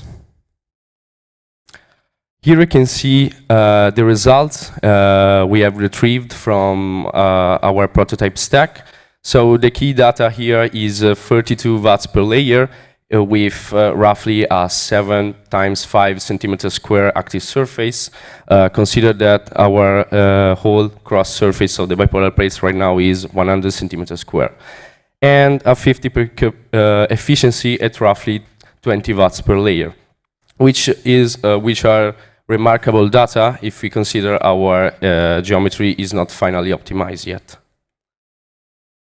So, carrying out a comparison with our current stack that is mounted on Ione 3.0 prototype catamaran at an average 2.2 kilowatts power output, using our current geometry and same active surface stack will lead to 20% less hydrogen consumption, 3 points of efficiency, 3 points increased efficiency, and blue hydrogen refill savings estimated at 19.5 euros per sailing hour. So our geometry is not the only innovation we are bringing to the table, but we also focus on innovative materials for our components. So for the bipolar plates, which are a key component in every stack that ensure electrical and thermal conductivity, we have used isostatic graphite, which allows for no PFSA anti-corrosion treatment and enhanced thermoelectrical property with respect to metal bipolar plates. For the MEA, we use ScienceCo Acuvium patent water-based dispersion, which allows for high temperature stability, higher crystallinity, which enables thinner membranes. Ours is just 70 microns, and this results in lower hydrogen crossover rate and a lower equivalency weight, which means higher electrical conductivity. All these solutions together leads to lower life cycle assessment, impact, higher performance and durability, and lower operating and maintenance costs. So right now we'll introduce you to our project roadmap. So from the prototype I'm presenting here today at this edition of the Monaco Energy Boat Challenge to a market scalable product. So our technical development process is mainly divided in 3 phases. Our whole plan, which nearly be accomplished in 2 or 3 years, okay, starting from now. So the first phase will take place roughly in 6 months from now. Okay, it comprises with the starting the pilot production of the final MEAs and bipolar plates, which will look like this probably. And the next year, physics team will start to design and develop all the control electronics and power electronics and balance of plants of the stack, which comprises of liquid cooling system and reactant conditioning system. And probably our final product will look like this.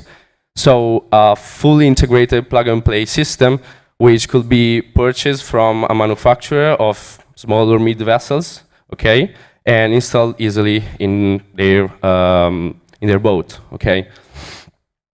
The final phase will be the patent filing for our technology, and then startup funding by increasing our third-party investors and engagement. So here you can see a detailed picture of how the final bipolar plates and MEA assembly will look like. And we increase the cross-sectional area, and you can see the whole layer of the fuel cell stack will be just 3 millimeters thick. So, last but not least, I will present you our business plan. So, we carried out a forward cost evaluation for our solution, for the technical development of our solution. So, the first phase and the second phase I introduced you before. And the overall cost of a solution is estimated at 82,000 euros. Which this cost cover all the energy control unit and control electronics development and production, the graphite bipolar plates machining, and the MEA's production, with also other components being developed, such as the casing and the piping instrumentation system. So throughout the whole here, we try to enhance the our sponsors engagement, and we successfully collected a budget of 57,000 euros in order to cover all the costs for the sectors of the technical development of our solution. As you can see, the Sustainable Yachting Award grant will cover evenly all the remaining costs of the development. And for the third phase, so we will increase our stakeholders' engagement in order to be helped to launch our product to the market. So right now I'm finished, and I'm inviting my colleague Gianluca to the stage in order to hand over our bipolar plates and MEAs we have produced along the year in order to show you, to touch your hands, our future.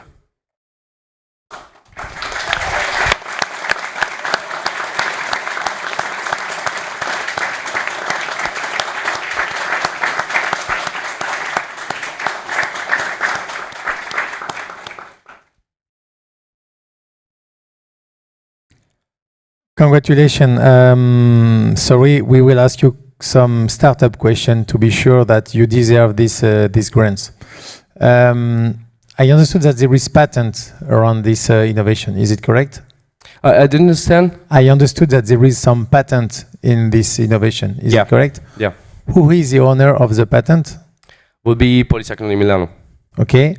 Then could you explain me a bit more in details the creation of the company, the spin-off, the business model, who is the shareholder, and what's the relation in between Physis, which we are so happy to support, and Scienco, which is a company, from my understanding, that we will not give any money to a company. So we are happy to support university students, but not a company that need money to develop a prototype.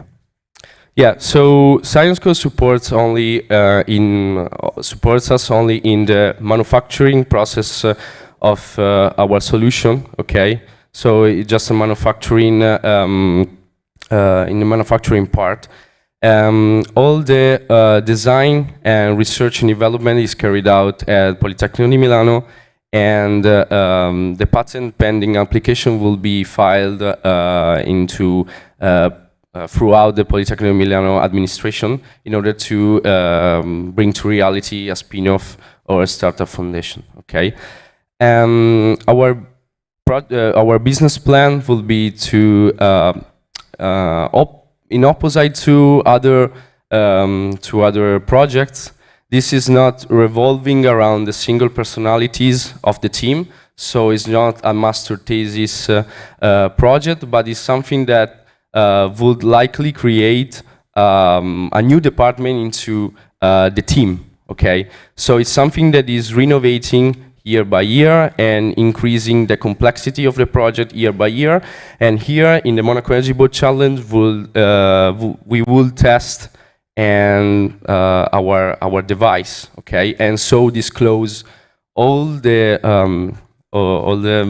work of we made year by year into to this community, and enlarge and broaden the horizon of hydrogen sustainability into the marine sector. I let my colleague if they have some other question. thank you very much for your presentation. Are you just focused on the marine sector, or have you thought about the applications this technology might have? So outside?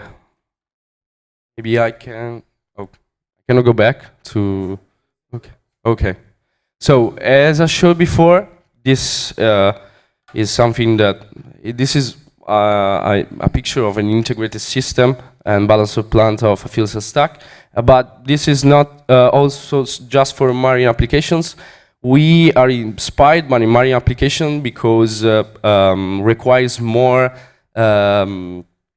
thoughtful design, better than the automotive market. Just for the reason why is the difficulties in marine application by the water management and air supply. So this eventually could be installed in every mobility application. So yes, it's something that is transcends from the origin of the project. I'm sorry, but it's very, very important that we understand very clearly because, you know, I am working in the fuel cell company and we know quite, Julian and myself, Ciensco, and basically I am a bit surprised because most of the slide you share was a Ciensco slide and not the FPAII slide. So that's why I really, really need to understand clearly who is the owner of what. So Ciensco basically is like if we were already a company, it's just a third-party company that give us material supply. Okay, it's not the owner of any patent or the creator or any technology, except for the materials of the MEA in this case. So it's if we were a company already, it's just a supplier. We take the raw materials, for example, and then we are the transformers into the final product. And another question, if you can imagine that have the grants with the foundation of Prince Albert and the Yacht Club of Monaco, would you be okay to supply several fuel cells to the people that want to have a fuel cell at the Monaco Energy Boat Challenge? Yeah, why not? We are here to enlarge the our hydrogen sustainability market. So yeah, as I said before, it's something that will take for the final assembly to be completed, roughly 2 or 3 years, and then the cost will be taken down by the repeatability of the solution. So it will be an option, yes. Non-expert question. Your original design, you expect to improve it a bit. Yeah. In the next step. Yeah, yeah. As I told you, the fact that this is not something that concludes with a master thesis, okay, allows us to, let's say, improve our work year by year. Also by taking into account other members' consideration and other professors, and so this already is something that is already improved. Okay, as you can see, we have distributed ingress with combined dot matrix for more homogeneous thermoelectrical properties along the bipolar plates. We redesigned a little bit even the staggered configuration of the gas channels. And we also integrated liquid cooling system, okay, on the perimeter of the bipolar plates. So yes. And do you think that's even if it's slightly improving, is that the best design that you can achieve, or is there completely different design that could do better? Research and development up to now has shown that this configuration, okay, even though this is something that will be mere to research and development activities within universities, has shown that this is the best configuration right now for the fuel cell water management and thermoelectrical properties. But nothing prevents us to take another design into consideration in the next years for another product. This is just the starting point. Yeah. And about uniqueness, Yeah. This design does not exist. No. I mean, in the market, no. Yeah. Yeah. Thank you. Yeah, normally they are straight, basically. Maybe one last question, sorry, because I think Szilárd is looking at us and we are out of time. When you are sharing some slide with gain on efficiency and durability, and I want to know who is the reference. What is the reference? No, the next one. Oh, okay. Yes, you say minus 20%, so basically plus 3% efficiency. I need to understand who is the reference. Our reference is our current stack, which underwent to several testing, both on test benches in our laboratories and then on water before the Monaco Energy Boat Challenge. What is your current fuel cell? Horizon H300. Okay. Open PEM and open cathode. Okay, but you know that this one is almost 10% less efficient than other PEM today on the market. Yeah, I know. But as I stated before, this will be the results without with just the 72 layers of this. So if we are going to, for instance, if we are scaling up the results on this bipolar plate, we will get roughly 10 watts per layer just with this. Okay, now, but when you do a speech presentation in front of investors, you have to share who is your reference, always. Yeah. Thank you very much and congratulations. Thank you.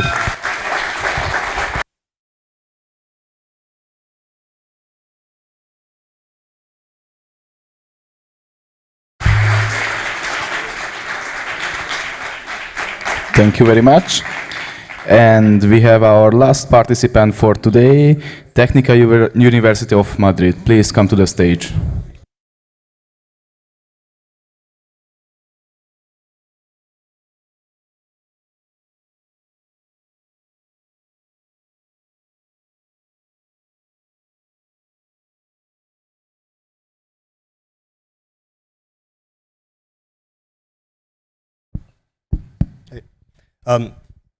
Good evening, everyone. Oh, sorry.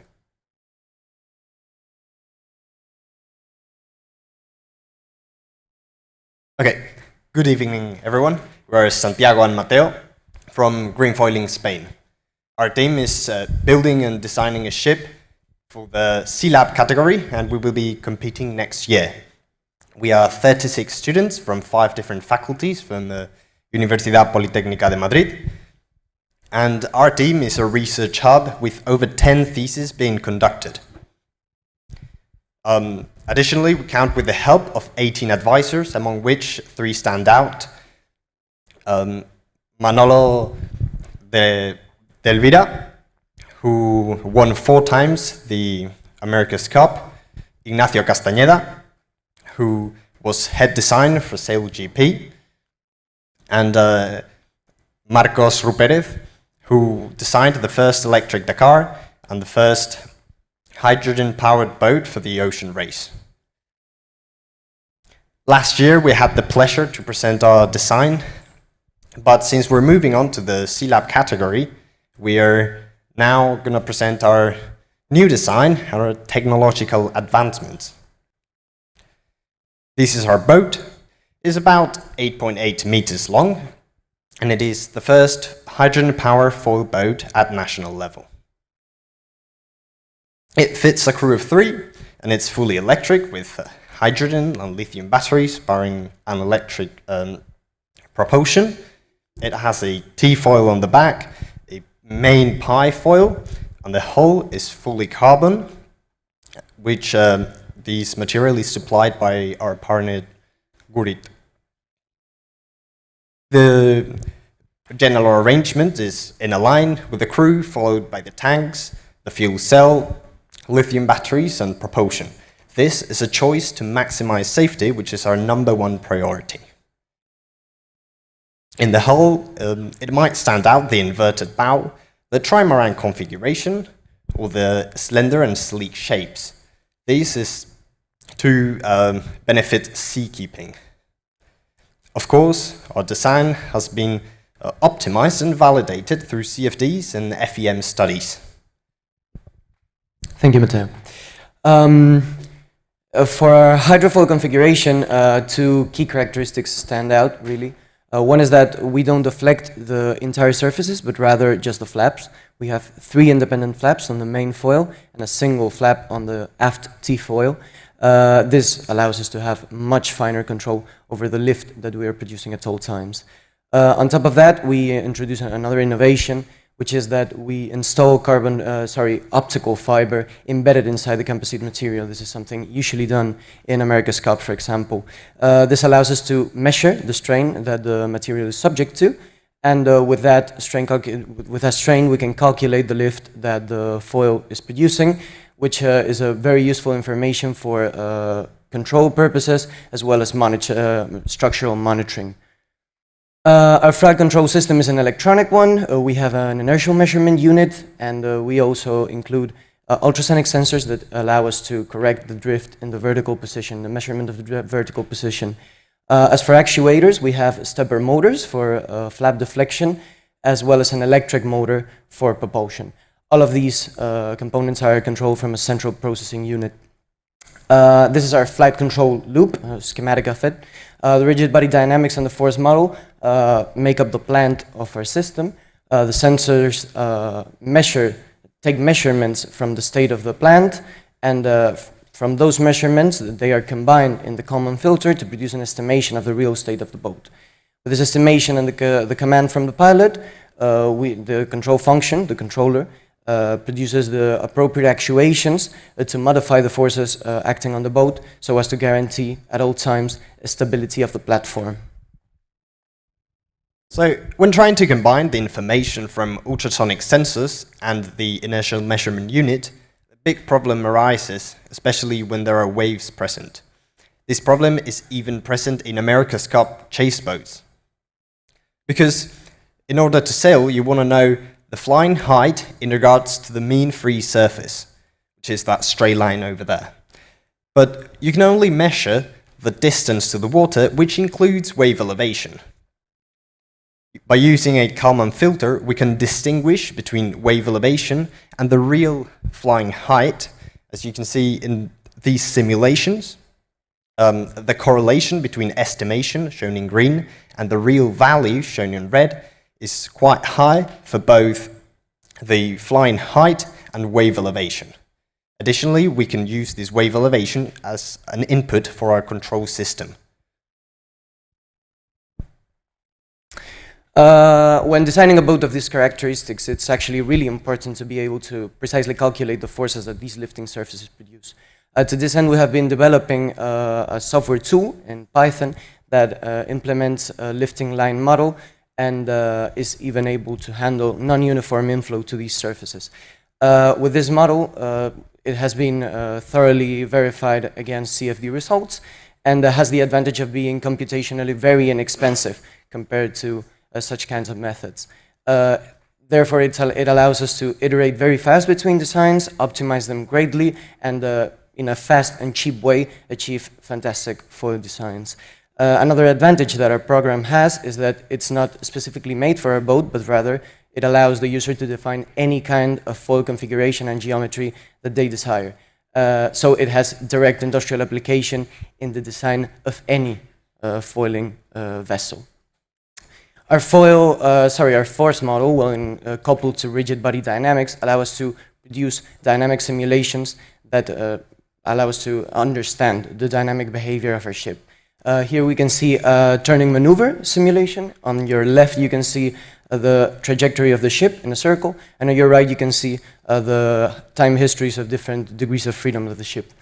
The simulation included waves, so you can see that those degrees of freedom present oscillation. The simulations allow us to evaluate the performance of the controllers that we design, and allow us to iterate and produce better controllers. From the simulations, we can also extract information from the actuators, such as the torque that they are required to produce. From this information, with many simulations, we can extract requirements for these actuators, which allow us to design and choose the proper actuators that we have to install on board.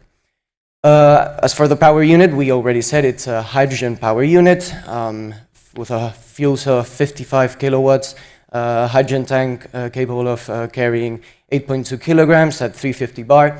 Here, our main focus really was safety. All of the components are off the shelf, and we focus on the integration of them inside of the design of a ship of these characteristics. And here, the role of our partners, DNV and Bureau Veritas, are key, really, as they are working with us to validate our designs and to assure that at every point and in every operational condition, this design is safe for the use of hydrogen propulsion in vessels. Another partnership we are working with is with Bicus. They are designing a tailor-made propeller for our ship, and something fantastic about this collaboration is that the research and development that they have put into this project will allow them to release a full commercial model of such a transmission and propeller for commercialization. So working with us is always a fantastic opportunity to tackle the challenges that the industry is presented with. We are currently building the actual competition boat for next year, but in the meantime, because it's a rather long process, we have built and designed our test model, which is a smaller 3-meter long ship, which will allow us to accelerate our development in other areas such as electronics, validation of our foil design, flight control. We have presented this model at the Spanish Shipbuilding Exhibition, and we received an innovation prize there. And we are very happy to start working with it in order to start testing early so that we can save a precious amount of time later.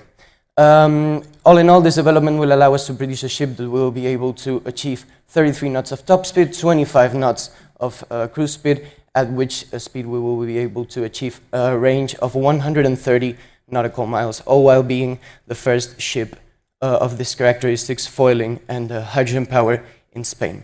Thank you very much for the organization, for inviting us. Thank you very much to all of you for your attention. Thank you very much to our sponsors for making all of this possible. And we will be very happy to answer all of your questions now. Thank you very much.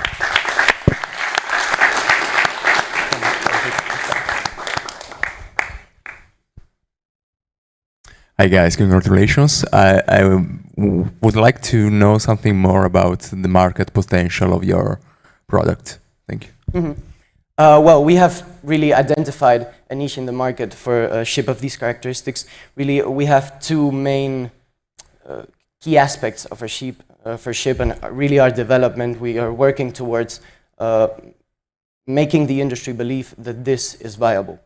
These two main things are the efficiency that hydrofoils allow us to have, and the other one is the use of hydrogen as a clean and safe way of propulsing ships.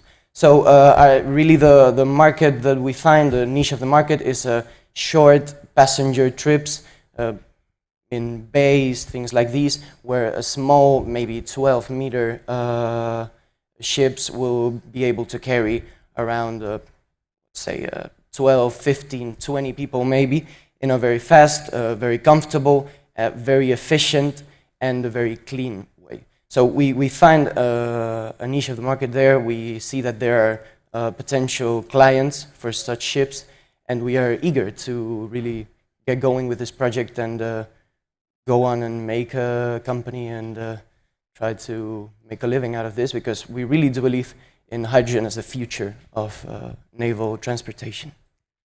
Thank you for your answer, but I will go deeper in Julio's question, because you know, if we have as a jury to deserve these grants, I hope you read clearly the objective is to have something that remains and that has an impact, and that give you an opportunity to have an impact in order to decarbonize the ocean. So it's not only to come next year to the Sea Lab, and you have done an amazing job, what we are doing, congratulations for that.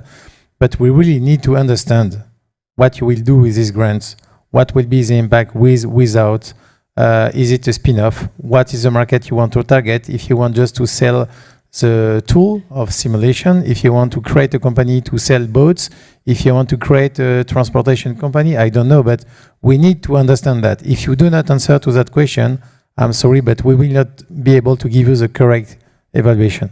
I will be very happy to answer that question precisely, and it's, the answer is really simple. It's that we really do want to make a company in order to sell these kinds of boats, not precisely this boat, but rather boats in the spirit of this one. So as I was saying, like 12 meters, passenger boats, foiling, and hydrogen powered. That's the main goal.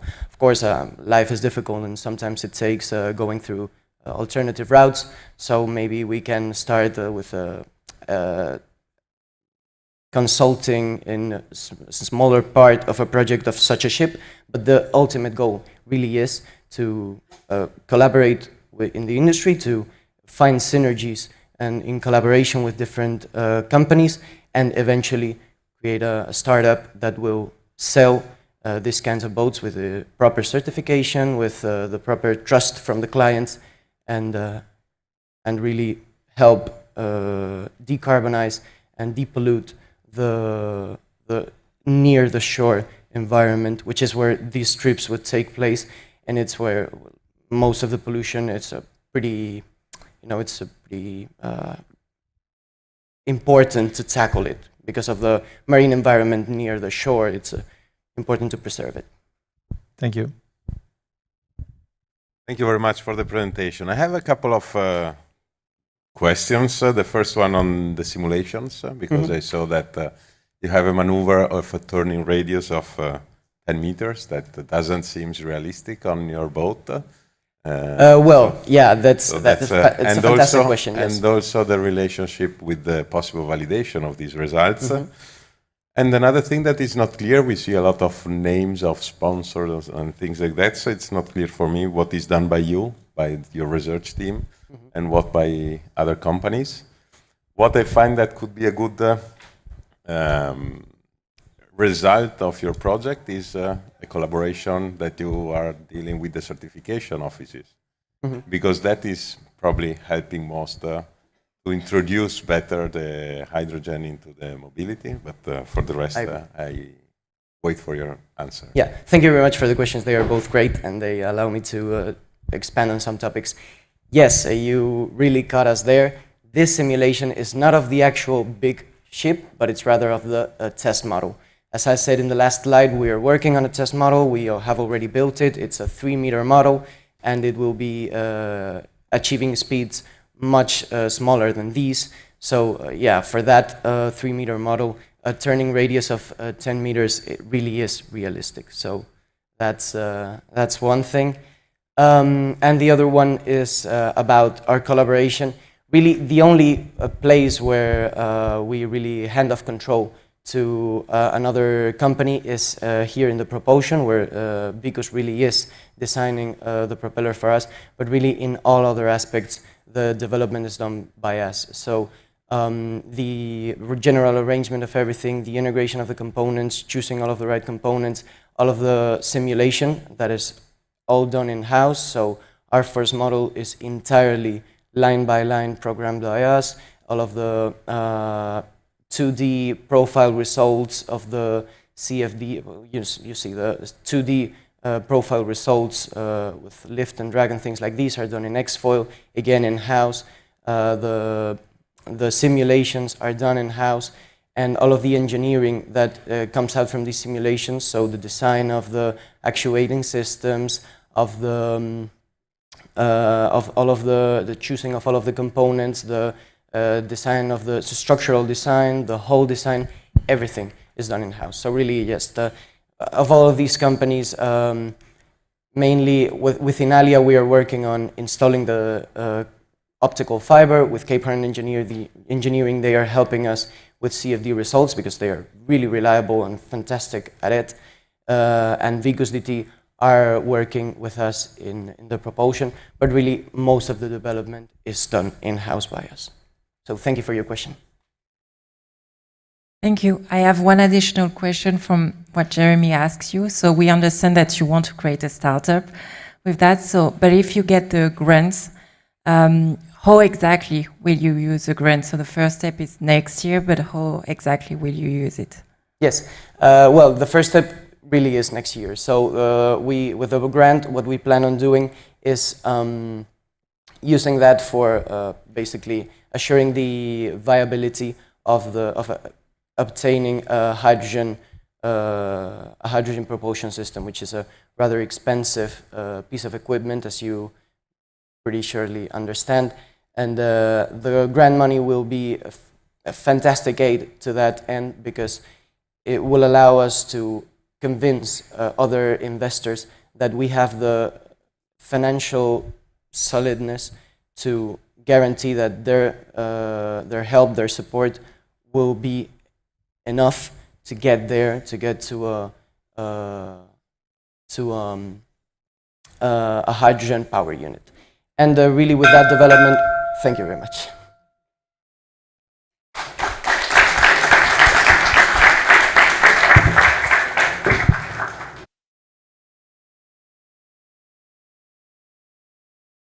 Thank you very much, everyone. This is it for today. The international jury will make its decision, and you will know all the results tomorrow during the prize giving ceremony, so please do not miss it. Otherwise, you can join our eSport Championship final event. So that's going to be also a super exciting event just in the meeting room. So please join. And thank you very much for attending this tech talk. Thank you very much.